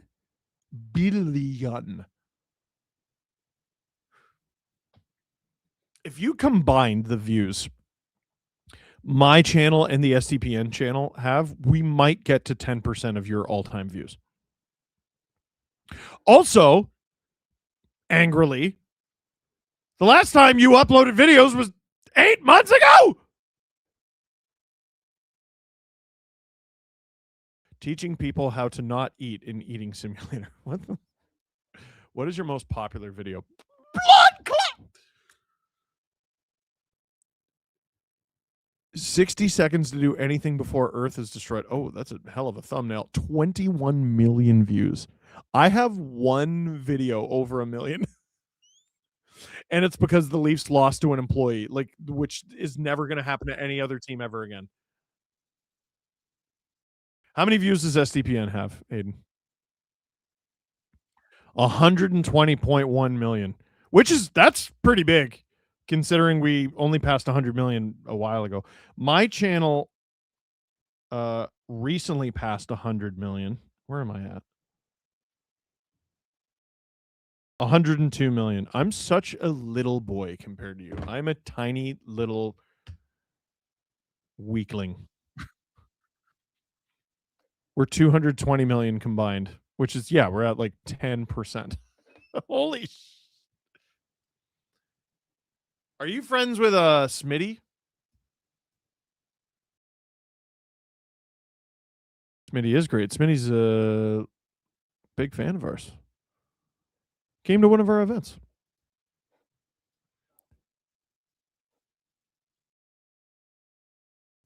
Smitty has 3.5 billion views. Get good. Yo, that's, oh my God. I got to level my game up. Rob wants to beat me up, so we're going to wrap this, and I'm going to shoot an LFR video. Captain Sauce has been, oh, I didn't know that. Well, I appreciate you being here, because holy hell, I'm so impressed by you, and I am such a little tiny boy in your presence. Did Smitty get recognized at the event? Not that I saw. Just to let you know, you're one of the few reasons I can watch the Leafs. Thank you, thank you. I'm sorry for subjecting you to that. My friends, that is it for this one. Thank you very much for watching. Click like if you like the stream. Click subscribe if you really liked it. Tell all my friends that I'm about to be beat up by Rob. All my friends. I screwed it up.